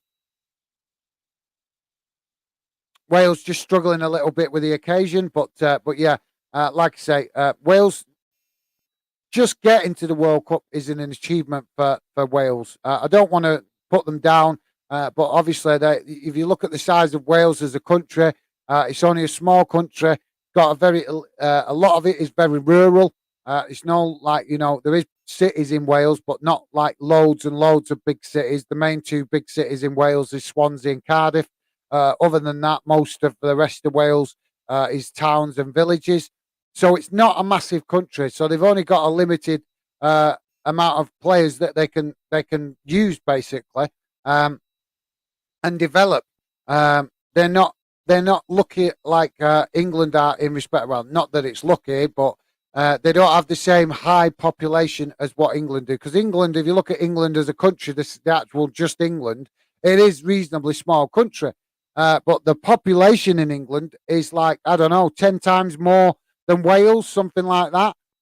So it means England have a bigger population to develop players. So yeah, like I say, Wales should be just whatever they achieve in the World Cup doesn't matter. They should have an element of pride that they reached it after such a long time, and they're building. They're building to try and be a better footballing nation and compete more. And I respect that. Um, they haven't had any embarrassing results in the World Cup. Obviously, I'm sure a lot of Wales fans disappointed that they lost 2-0 today, but they haven't had any embarrassing results. They've come and they've tried to compete. And like I say, for me, I think it's good. But I'm not liking what I'm seeing in this game, guys. It is all the US. What is going on? I nearly swore then. Sorry. I'm trying not to use bad language on the channel. But what is going on with England? This is backs to the wall stuff. This is exactly what I mean about our players. We've got top talented players, and they don't produce the talent that they should. They don't show the talent that they should. They don't produce when they should. They just, we've seen this before the World Cup with poor performances from England against teams that they were expected to give better performances against, and they're not doing it. And this could be an indication that Gareth Southgate is not getting the best out of the players. And yet another corner coming in from the US. But yeah, this is very concerning, the possession that the US are having. Respect to them, but from an England point of view, it's very concerning that this long spell of possession that they're having, and the fact that they're creating more opportunities so far in the second half than England are. Guys, please do hit that like button and consider subscribing if you're new. It would be very much appreciated. I will keep giving you updates on the channel. I'm just going to try and catch up with some of these comments. Aaron is saying probably problem is if managers show too much passion, they get sent off. So I feel the game has gone a bit. Oh, mate, absolutely. Don't get me started. I did a Liverpool video a few weeks ago, ranting about exactly that with regards to Klopp getting sent off. I think that was in the United game. I'm not sure if you saw it, mate, but yeah, I have no preference in that game, but I was annoyed. Giving managers red and yellow cards is just childish. It's immature from the football authorities. There's better ways that they could deal with the players in respect. The managers in respect of giving some kind of punishment, rather than this power trip of feeling that they should be the authority figure on the touchline as well as on the pitch. But let's be honest, guys. I've said it many times. Referees have enough to deal with on the pitch without worrying about what's going on in the touchline and feeling that they need to start being the authority figure there. So for me, like I said, guys, I absolutely spot on agree with Aaron. Managers are being suppressed. They're being told not to show that passion, and it's an absolute disgrace. Looks like we're going to be seeing some England changes in a few minutes, guys, and I think it's needed, to be honest. Sorry, guys, just adjusting my seat, getting a bit uncomfortable. Richard, I'll get it right. Rich Paul Sports is Richard. 2002 was a fine example of where England have been. England England had a good team, but Brazil were better. Look at how a 10-man team held off Sweden. Oh, sorry, held off Sven's England. Yeah, absolutely. Well, that's going back a bit. I can't remember that too well, to be honest, mate.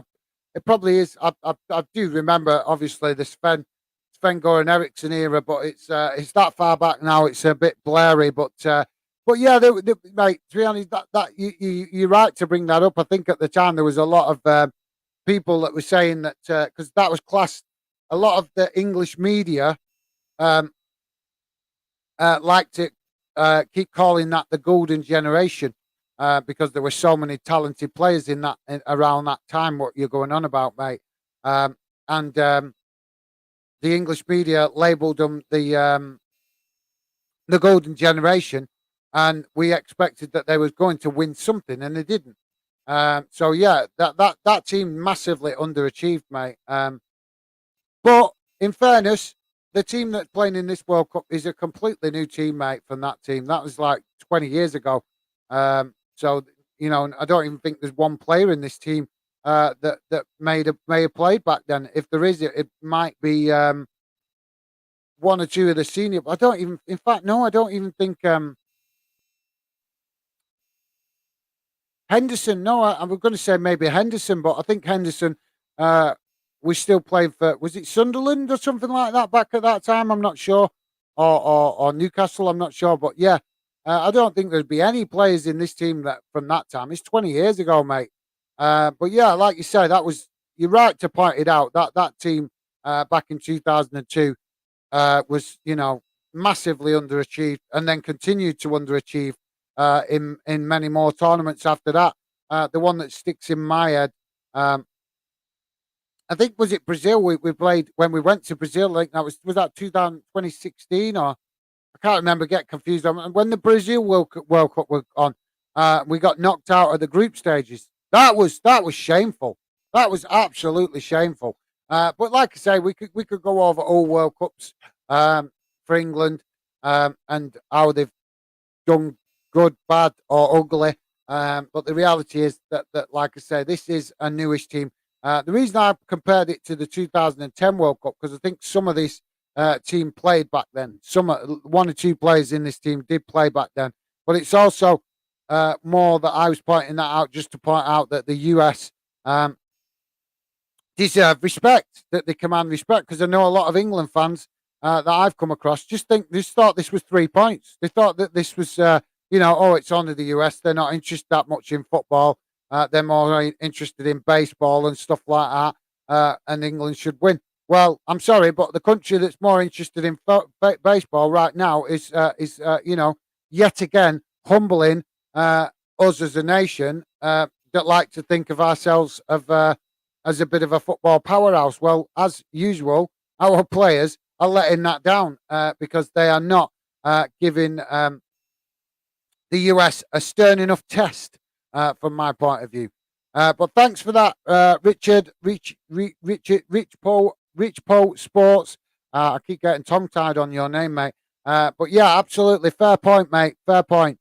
Aaron is saying, Repo Sports. I can't remember very well. It was 2002 when that team had Paul Scholes, Beckham, and all them world class players. Absolutely, I'll tell you, I remember it. I'm old enough to remember that was a really disappointing team. Every tournament we went into, that team had high expectation, and they never lived up to it. Maybe the expectation put too much pressure on the players. I don't know, but they very rarely lived up to the expectation as far as tournaments go. I think the furthest that team ever got. I think they managed to get to a quarter final. I think. I'm not sure. I can't remember. Like I say, it's a bit blurry. The further back you go in World Cups, it gets a bit more blurry, doesn't it? To try and remember the more specific details.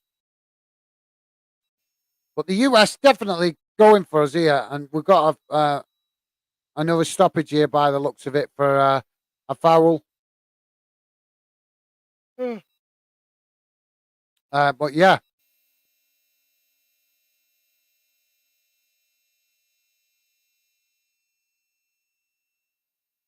71 minutes gone, guys. Still 0-0. I am stunned that this is still 0-0. Not because of the way the game's going, but it's just typical England, isn't it? You know, come on. We go out, we smash a team 6-2, score a hatful of goals, and then the next game we can't even get a shot on goal. Because that's the way this game's gone up to now. This is just typical England. Why our fans overhype our team, I do not know. Because as a football fan and an England fan, I know that this is in the England team where they can go out and give a really impressive performance, and then the next game they look a shadow of themselves. I don't think any other nation in the world plays like this. Only England, where they, like I say, they go and give a good account of themselves in one game, and then the next game they look a shadow of the team the team they was in the previous game. Like I said, I don't think many other nations do that like England do. That's one of our biggest downfalls. Aaron, Aaron Hart saying I have to hop off for a bit, mate. I will be back if you're still on. Great to speak, mate. No worries, mate. Understand if you need to jump off. Thank you very much for your support. Always appreciated, especially on this stream today. Because to be fair, I was expecting a bit of a quieter stream because it's obviously a lot of fans that are interested in fandom probably just sat watching the game and not wanting to comment on YouTube if they're actually England fans. They're probably just wanting to sit back and relax and watch the game. I didn't really want to live stream it myself. I did want to just sit back and relax and watch the game myself. But it's important we keep pushing forward with the Fandom project. And I've already done one live stream for Wales, so it was only fair that I give England a live stream match watch along as well.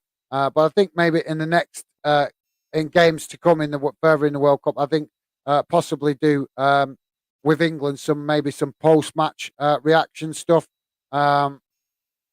so that we can get better conversation in the chat. Because fans obviously going to be probably a lot more willing to get involved in the chat once the game's finished. So yeah, maybe we'll give that a go further in the competition. But yeah, like I say, done the Wales one the other day, so I thought it was only fair that I did a live stream match watch along for England. So here I am. But yeah, absolutely, Aaron. Thank you very much for dropping in. Appreciate it if you come drop back in. But if you can't, mate, not a problem. You're always appreciate whatever support you can give, mate. Thank you. Now, mate, I can't see you scoring. He's a clean sheet. 3-0 or 4-0 right now. Mate, I can't wait. I can't wait for you to have a big piece of that humble pie. Big piece. I'll cut it for you and everything. And you know,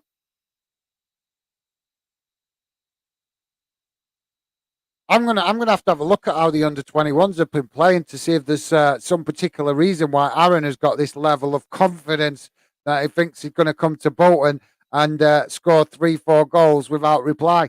There's got to be some explanation for this. Is this based on previous results, mate, or is this just based on you being a United fan and thinking that you're coming to Bolton and it's going to be a walk in the park? Let me know, Aaron, if you are still love to know, mate. But yeah, I'm gonna look up how United's under-21s have been playing. But no way are you leaving Bolton with no reply to them goals. If you do score 3 or 4, I'm definitely expecting there's going to be a goal in reply. This is Bolton, mate. Come on. You need to. Every time United used to come to our place when we were in the Premier League, you never ever got an easy game. Never got an easy. I'm not saying you didn't win. Yeah, of course you win. You got a better team than we have. But you never got an easy game. Never got an easy game. And that was your first team. So what makes you think your under-21s are going to come to Bolton and score 3-4 goals without reply? Bring it on. Bring it on.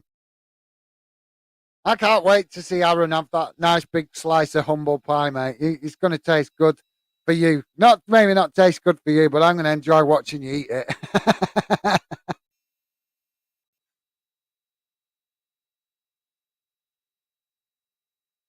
So Aaron, if it does end up like that, mate, you're gonna have to pop back on the channel, good or bad, whatever result is, you'll have to pop back on the channel, good or bad.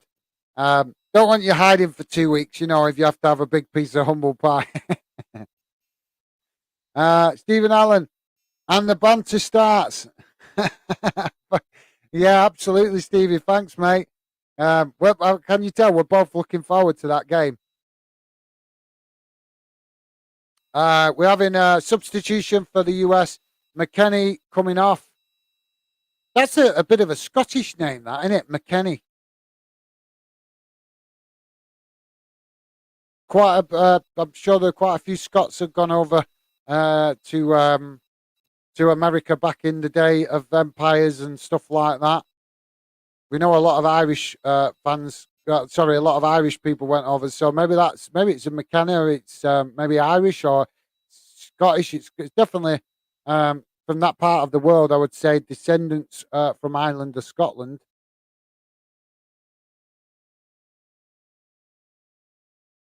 Couple of substitutes here, guys. Dest coming off for the US and more coming on.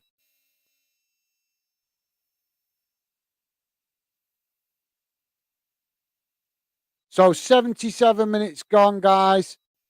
England making a substitution. Rashford coming on. Saka going off.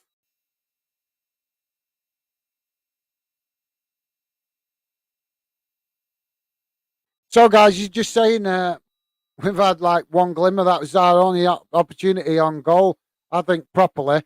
Came from Saka. Um, let's hope Rashford can improve what we do going forward because we have looked um, really bad in this game, to be honest, attacking wise, guys. Really massively disappointing from an England point of view, attacking wise. Um, Aaron, of course, Stevie, mate, Man United going to win for sure. Anyway, I should be off now. Off, mate. No worries, Aaron. Thank you very much. Appreciate you coming, getting involved, and take care, mate. Hopefully, speak to you again soon. And yeah, if you come back, great. But if you can't, not a problem. Like I say, massively appreciate you coming, getting involved.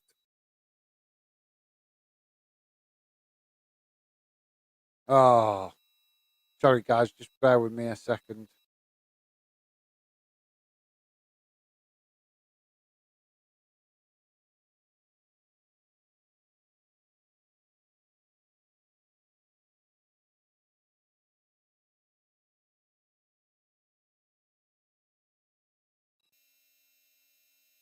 Sorry, I've just lost the link, guys.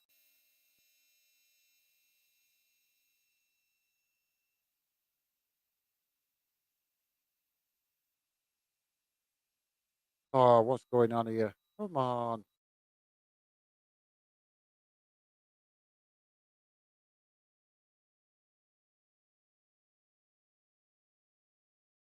Oh, sorry, guys.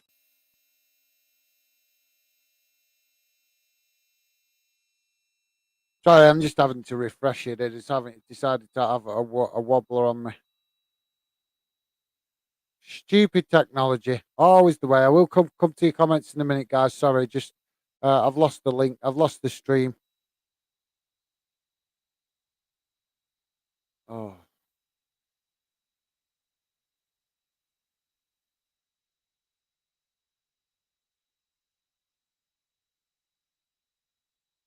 you are joking me.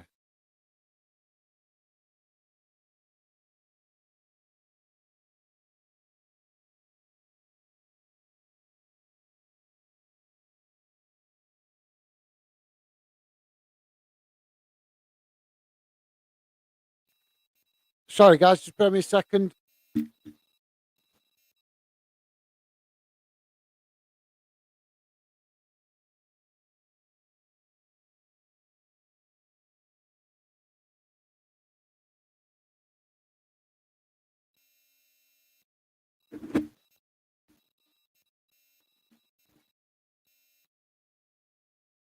Apologies, guys.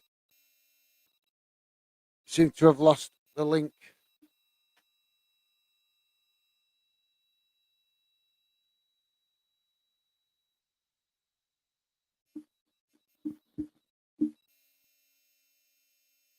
Come on.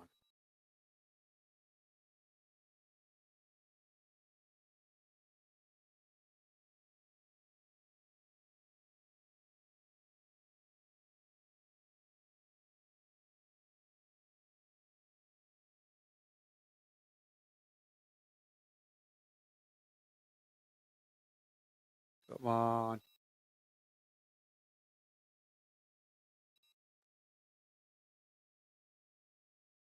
What a disaster.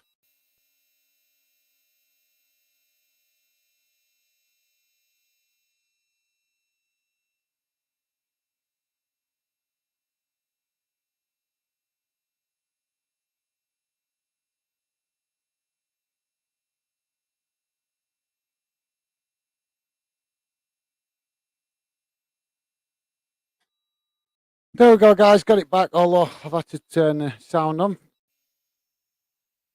Might as well pull that damn thing out me here now. So yeah, guys, still 0-0, 82 minutes. Sorry about that. He suddenly, unexpectedly, just randomly lost the link. It does happen occasionally.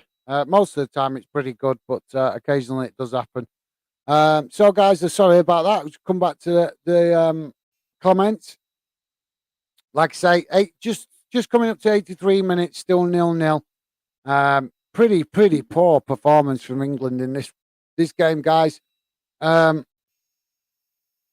Stephen Allen, see you soon, mate. Thanks for joining. Absolutely, cheers. That massive thanks to Aaron for coming, getting involved. Always a very uh, enthusiastic fandom member. So yeah, thanks, Aaron. Appreciated, mate. And thanks, Stevie. Rich Paul Sports. Backs to backs to the wall stuff against USA. Lou, I can't read that.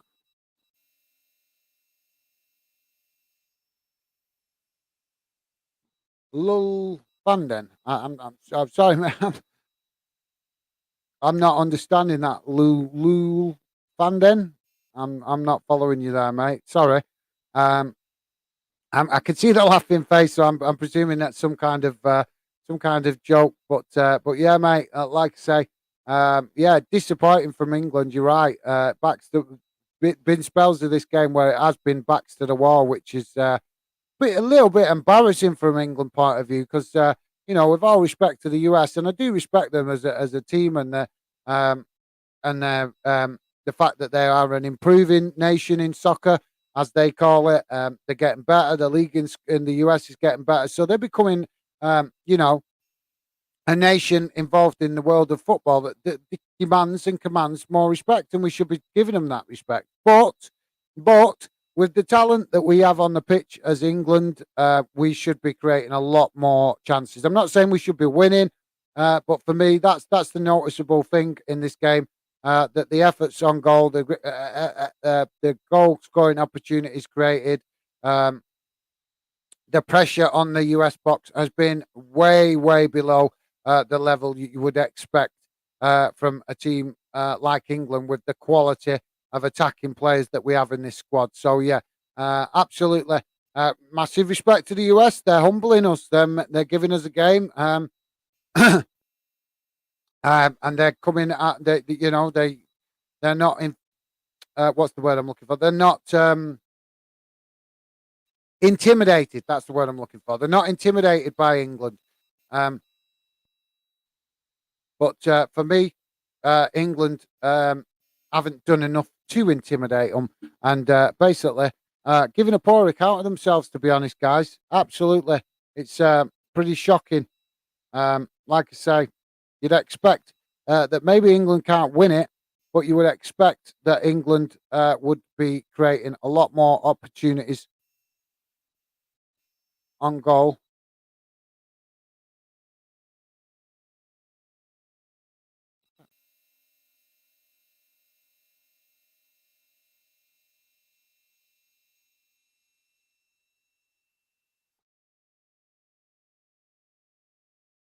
Oh, it's not working. It's annoying that thing. But yeah, absolutely.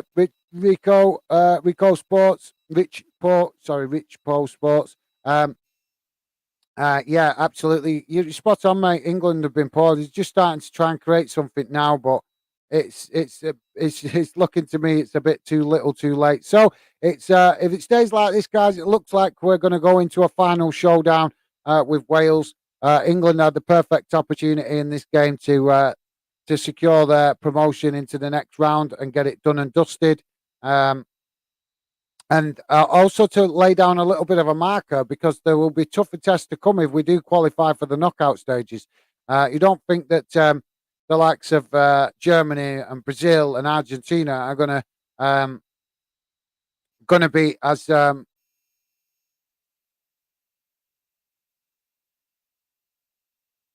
to be less threatening. They're going to be more threatening, and they're going to be a lot more clinical with their goal scoring opportunities. So England failing to take advantage of this game and lay down a marker.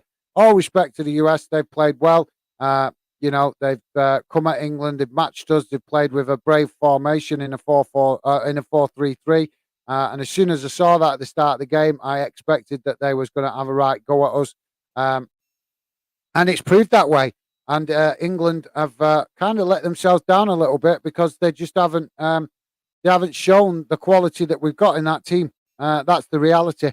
So yeah, um, like I say, not gone the way England fans would have liked. Um,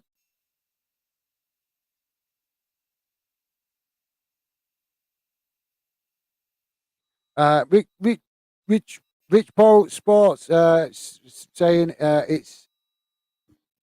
it's downing on me that Southgate is not a great manager, but are fortunate a fortunate manager. Yeah, yeah, absolutely. You couldn't have said it better, Richard. Yeah, he's very fortunate. He's not really earned the position that he's got with England in respect of earning it through club football, like 99% of other managers have to do.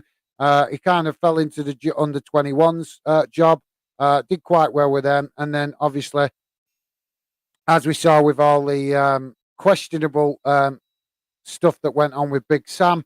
Um, the FA moved very quickly to slot him in as the first team manager.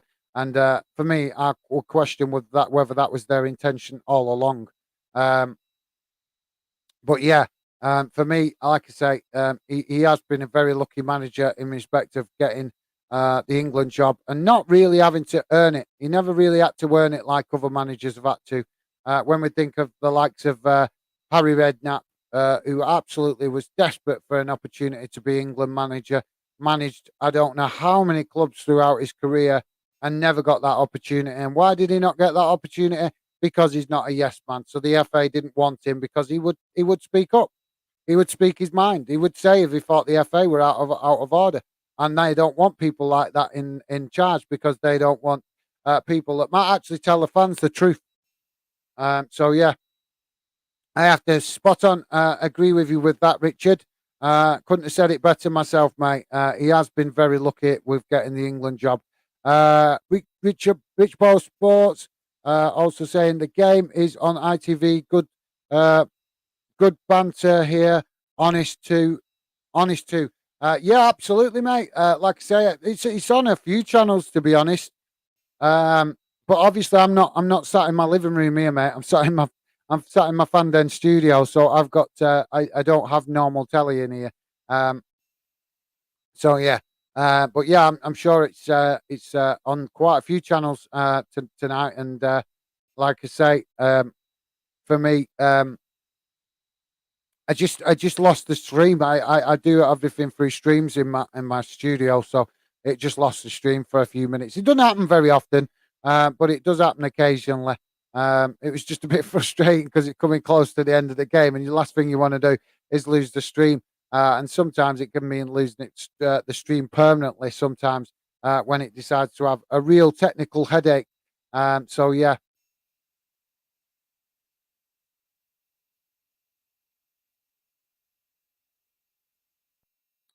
But yeah, thank you very much for the positivity, Richard. Very much appreciated, mate. Yeah, absolutely. Like I say, unfortunately, not the busiest of live streams today. Um, that's just I didn't expect it to be crazy busy because I knew that a lot of the fans that are England fans that are interested in fandom would probably want to sit down and watch the game and not actually, you know, they come and get involved quite regularly on the channel. So maybe just tonight, with it being their national team, they just want to sit down and watch it. I'm sure you'd be the same, mate, if Jamaica were involved. I'm sure you wouldn't want to be disturbed talking. I'm sure you just want to sit down and absorb every minute of the game. So yeah, um, like I say, mate, we're into extra added on time now, guys. 2 minutes into added on time. Sorry, I missed that.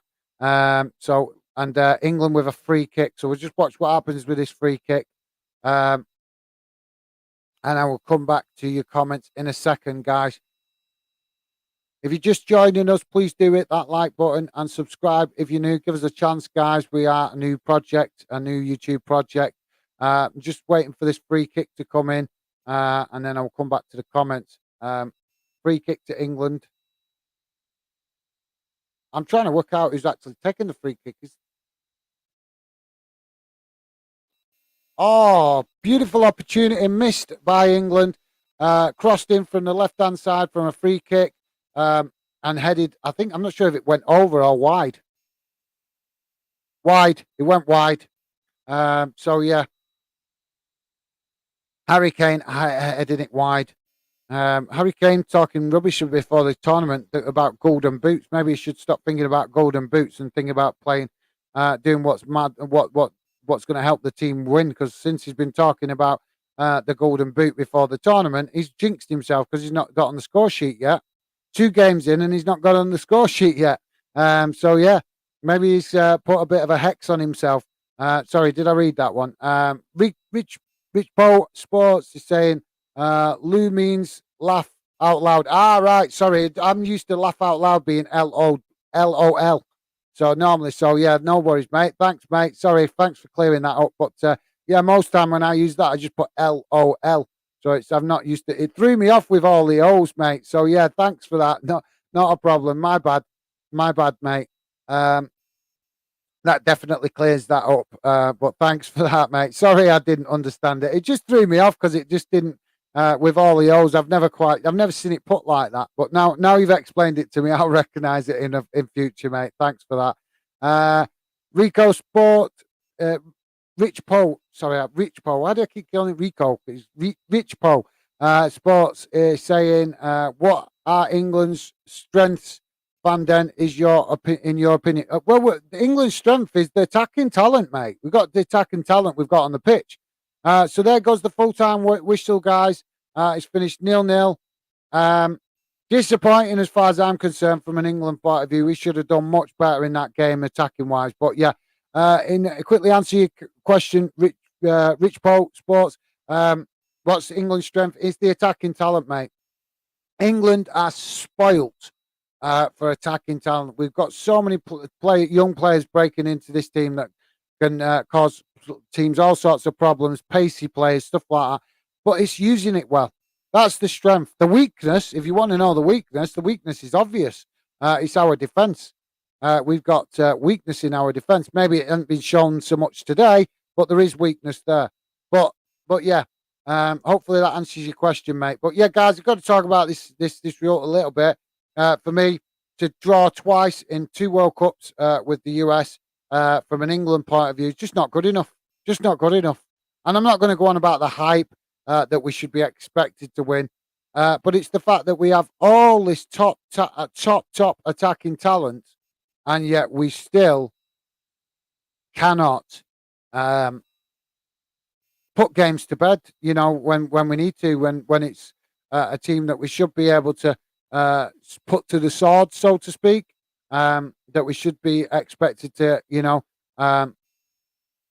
win reasonably well because of the talent that we have in the team, and we don't do it. And why? Because the attacking players don't do enough. The efforts on US goal through that game was really, really poor, guys. Really poor. Massively disappointing from an England point of view. We have, like I said, I've said it a few times through the stream. We have to give respect to the opposition. The US came and they matched us. They matched us in formation. They matched us in desire. If not showing more desire, I would actually argue that. I would actually argue that the US showed more desire and more want to win the game than England did at stages in that game. As Richard said, Rich Ball Sports said earlier, there was one or two spells in that second half where England were backs to the wall. Now, I'm not being funny, but considering we are supposed to have the best league in the world in the Premier League, you would think that we would be able to create enough attacking opportunities to at least score a goal. I'm not on about winning the game, but at least score a goal, and we didn't. And like I said, for me, this is typical England, guys.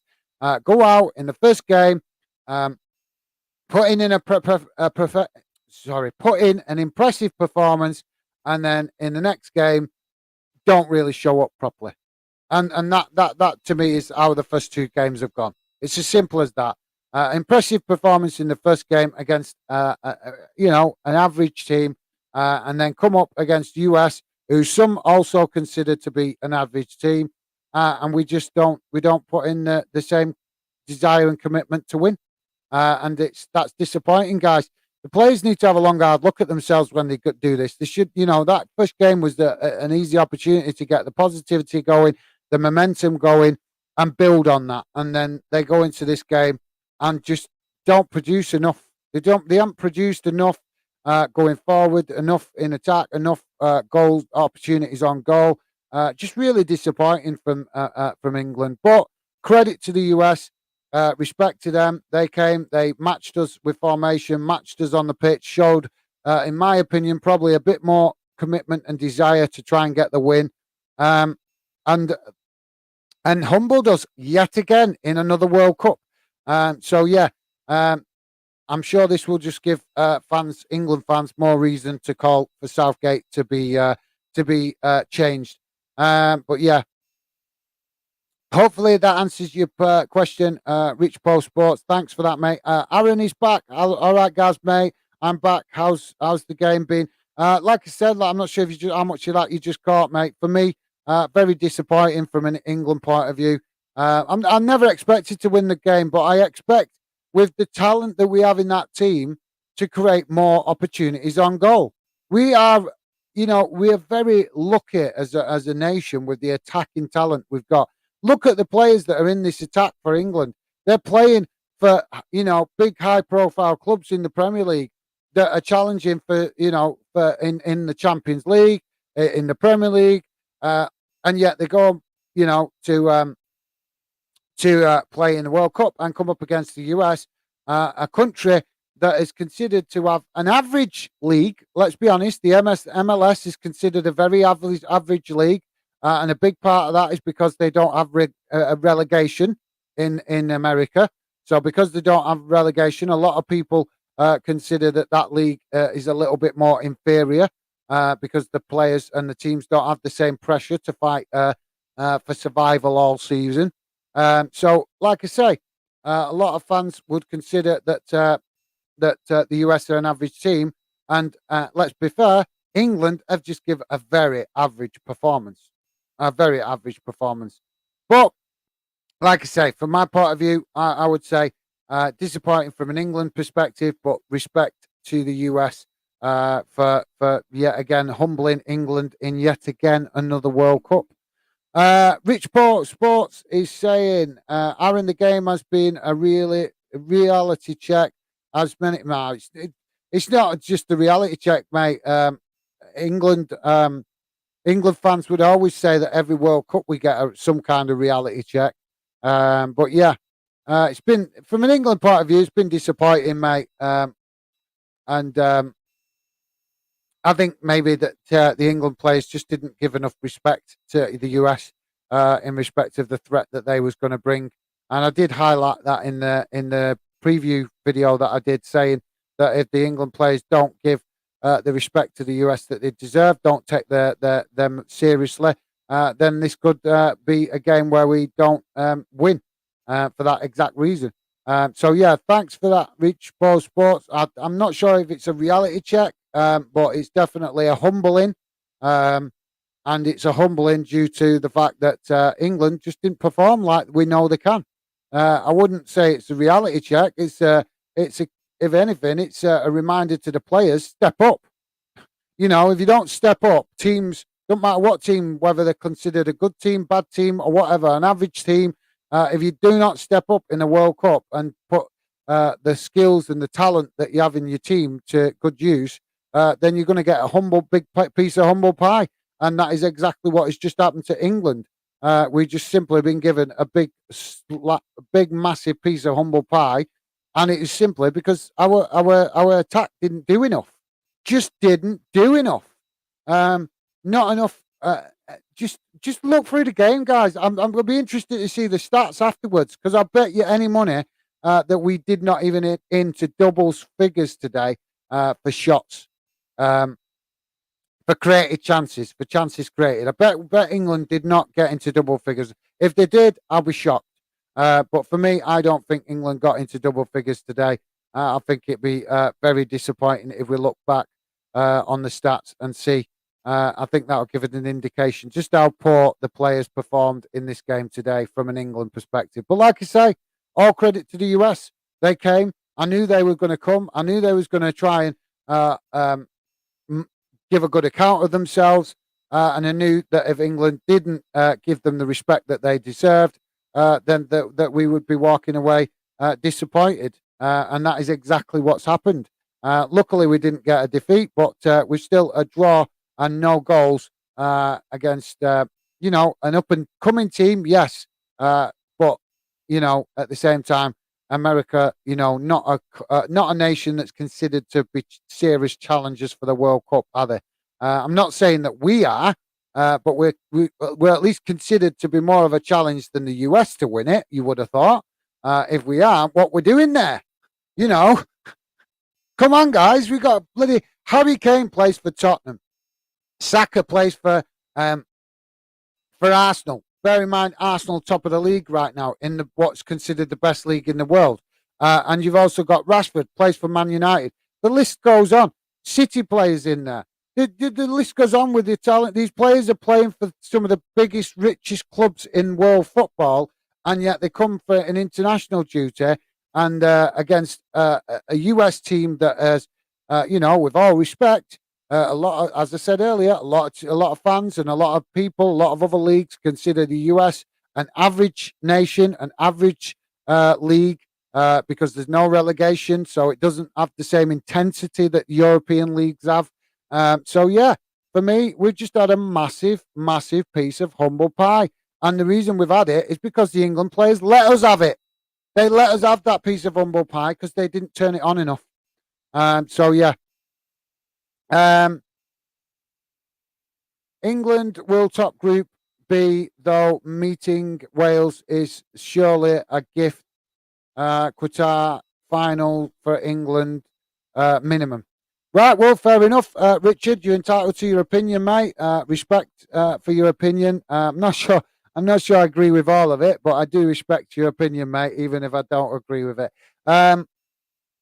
I agree with some of it, but just not all of it. But yeah, Aaron is saying, Rich Paul, already, all right, mate. They have made it more difficult than it needed to be. They should have topped the group tonight, probably. Absolutely, I do think we should have done better. No, I'm not saying we should have won the game, but we should have had just not enough activity on going forward, guys. Really poor for England going forward. Very limited. I mean, how many shots did we have on goal? 2, 3? It was that bad. And respect to the US, maybe the way they played stopped us having more chances on goal. But for me, come on. 3/4 of that England team is playing in the Premier League. Have they showed it? That's the question. Have they showed that they're Premier League players? Them players that are on that pitch today, have they showed that they are Premier League players with the attack that we created in this game? For me, no. Rich Paul Sports, you've made me laugh. Fanden, it's refreshing to hear an England fan speak so frankly and with balance. America rose to the challenge. Phone in shows will be buzzing tonight. Yeah, absolutely, mate. Thanks for that. No, mate, I just simply believe in being on. Obviously, as any of us do, we want to see our nations or our club be successful and do well, and we want to be passionate. But I'm sorry, as you guys will get to know me in the long term, I'm honest. I've got no time for talking nonsense and blowing smoke. I believe in being honest, and um, I predicted it before the game. I said that I thought that England would underestimate the US, and it's proven so, guys. It's proven so, and the truth of that is in the lack of attacks that we created on the US goal and the lack of goal mouth action. For me, the US deserve a lot of credit. They deserve the respect that they earned. Let's be honest, they earned it in this game. They deserve that. So for me, like I say, big piece of humble pie being given to us, and we deserved it. We asked for it because the England players didn't do enough in this game. They just didn't. Come on, guys! 3/4 of that team, at least, or that squad, at least, are Premier League players. So we can bang on all we want about having the best league in the world, but we don't show it when it comes to international football. So we get carried away as England fans in England. We get carried away with our own hype sometimes, and it's a little bit embarrassing. And let's be honest, England have given us, not embarrassed us, but it's just we're better. We should be better than what we've just displayed. I am not saying we should have won this game, but we should have definitely created more attacking chance. I mean, just watching the highlights back now, guys. Watch the highlights. Look at how many limited opportunities there is in the highlights. They're probably scratching themselves, the TV companies, going, "Oh, there's not much to show in the highlights in this." And why? Because England didn't perform. They didn't create the chances that we know they can. They didn't step up and show that attacking skill that we know is in that team. And the question is, do we blame the players for that, or do we blame the managers for that, or do we blame the whole England setup for not taking the threat seriously from the US? Let me know, guys. Would love to hear from you. Aaron is saying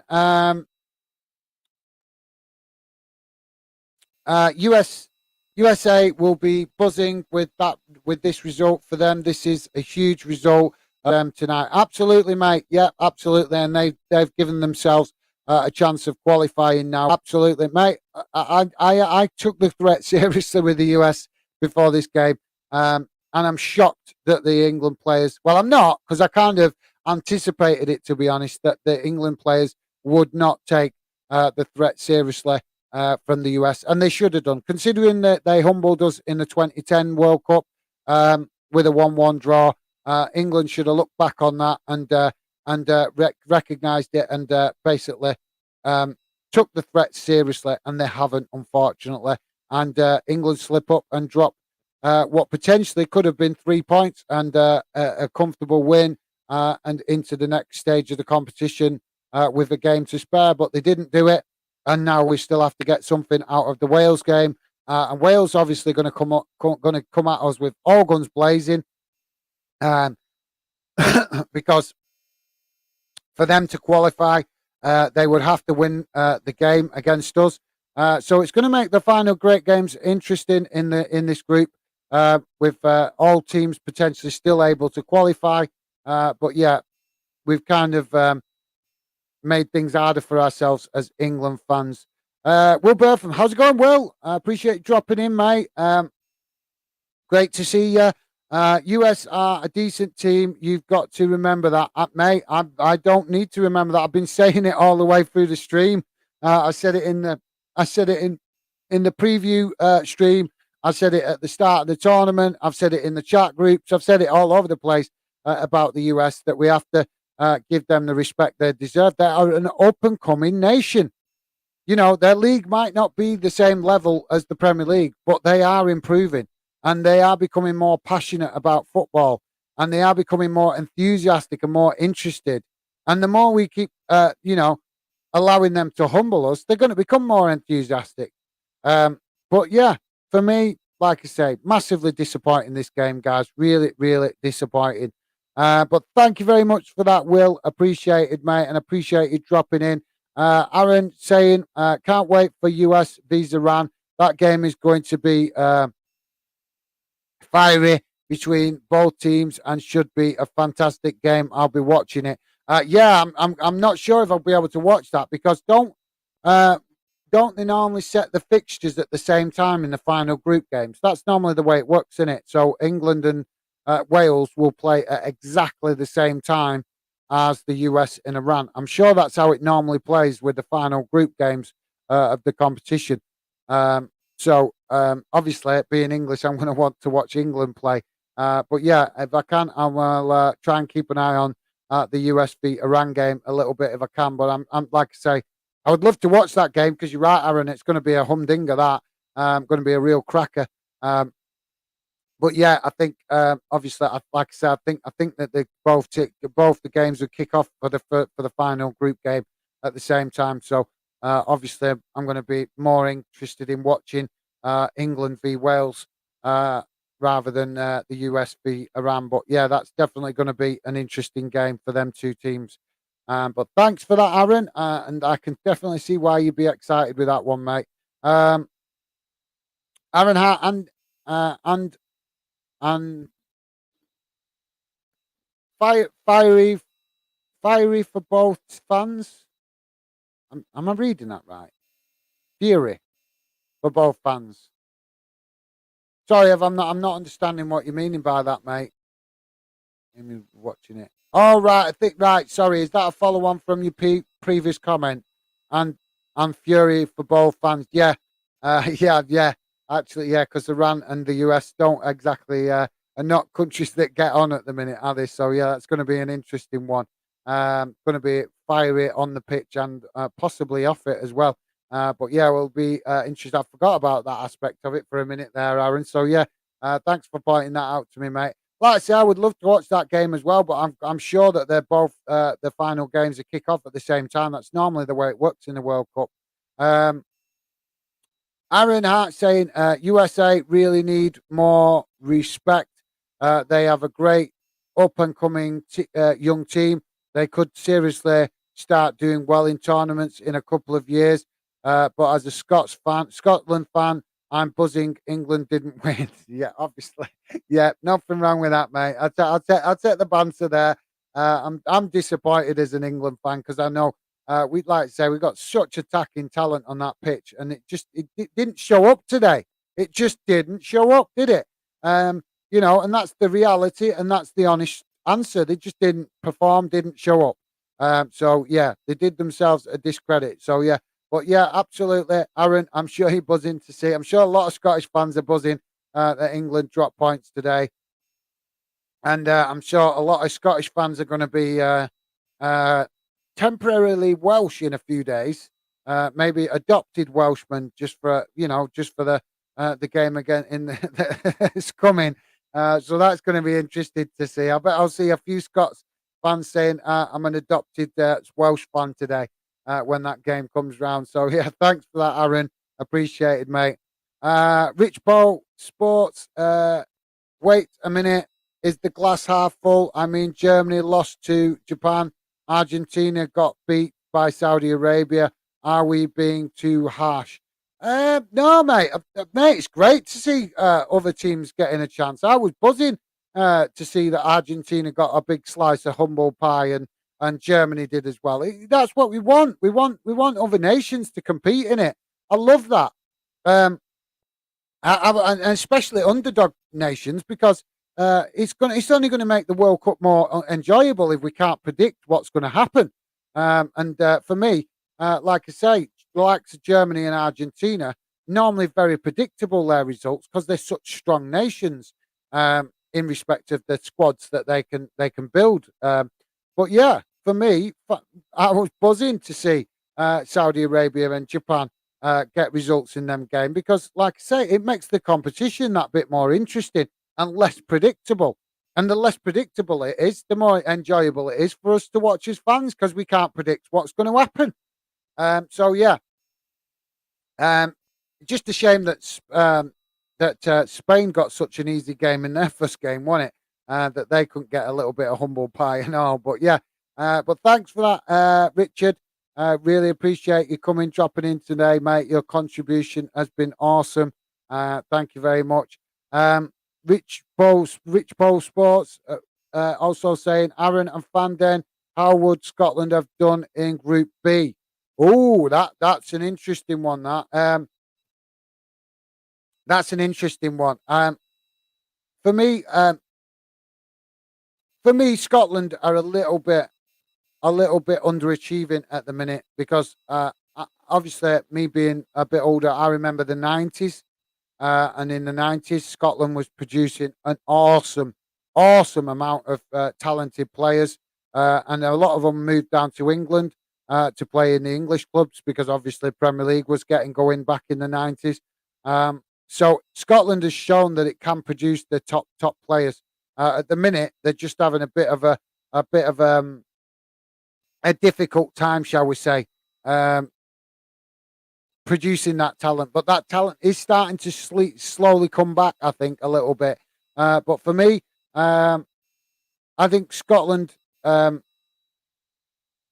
think Scotland would have picked up. It depends who'd be if there was in the group. Um, in any of the groups, who would you take out of it?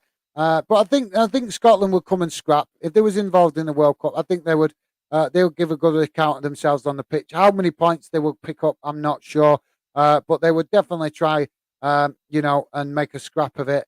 As we saw in the Euros, they didn't do great with getting points on the board, but they did try to give a good account of themselves on the pitch and make life difficult for every team that they came up against.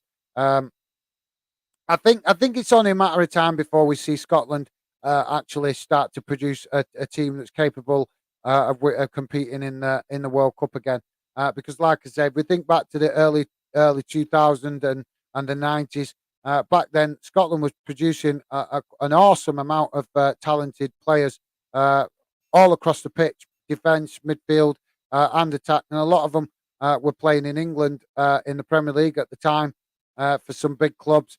But like I said, that talent just seemed to dry up for a while. But we're seeing it start to come back a bit now, and hopefully that continues. And I really hope that Scotland would be involved in a future World Cup at some point. But yeah, in answer to your question, Richard, I'm not sure, mate. It'd be a bit hard to predict. For me, one thing I love about the Scottish team and the Scots when they take to the football pitch is they play with heart and desire. They may not be the most skillful team, but when they take to that pitch, their players, you know, are committed and they try their hardest and they play with real heart and desire.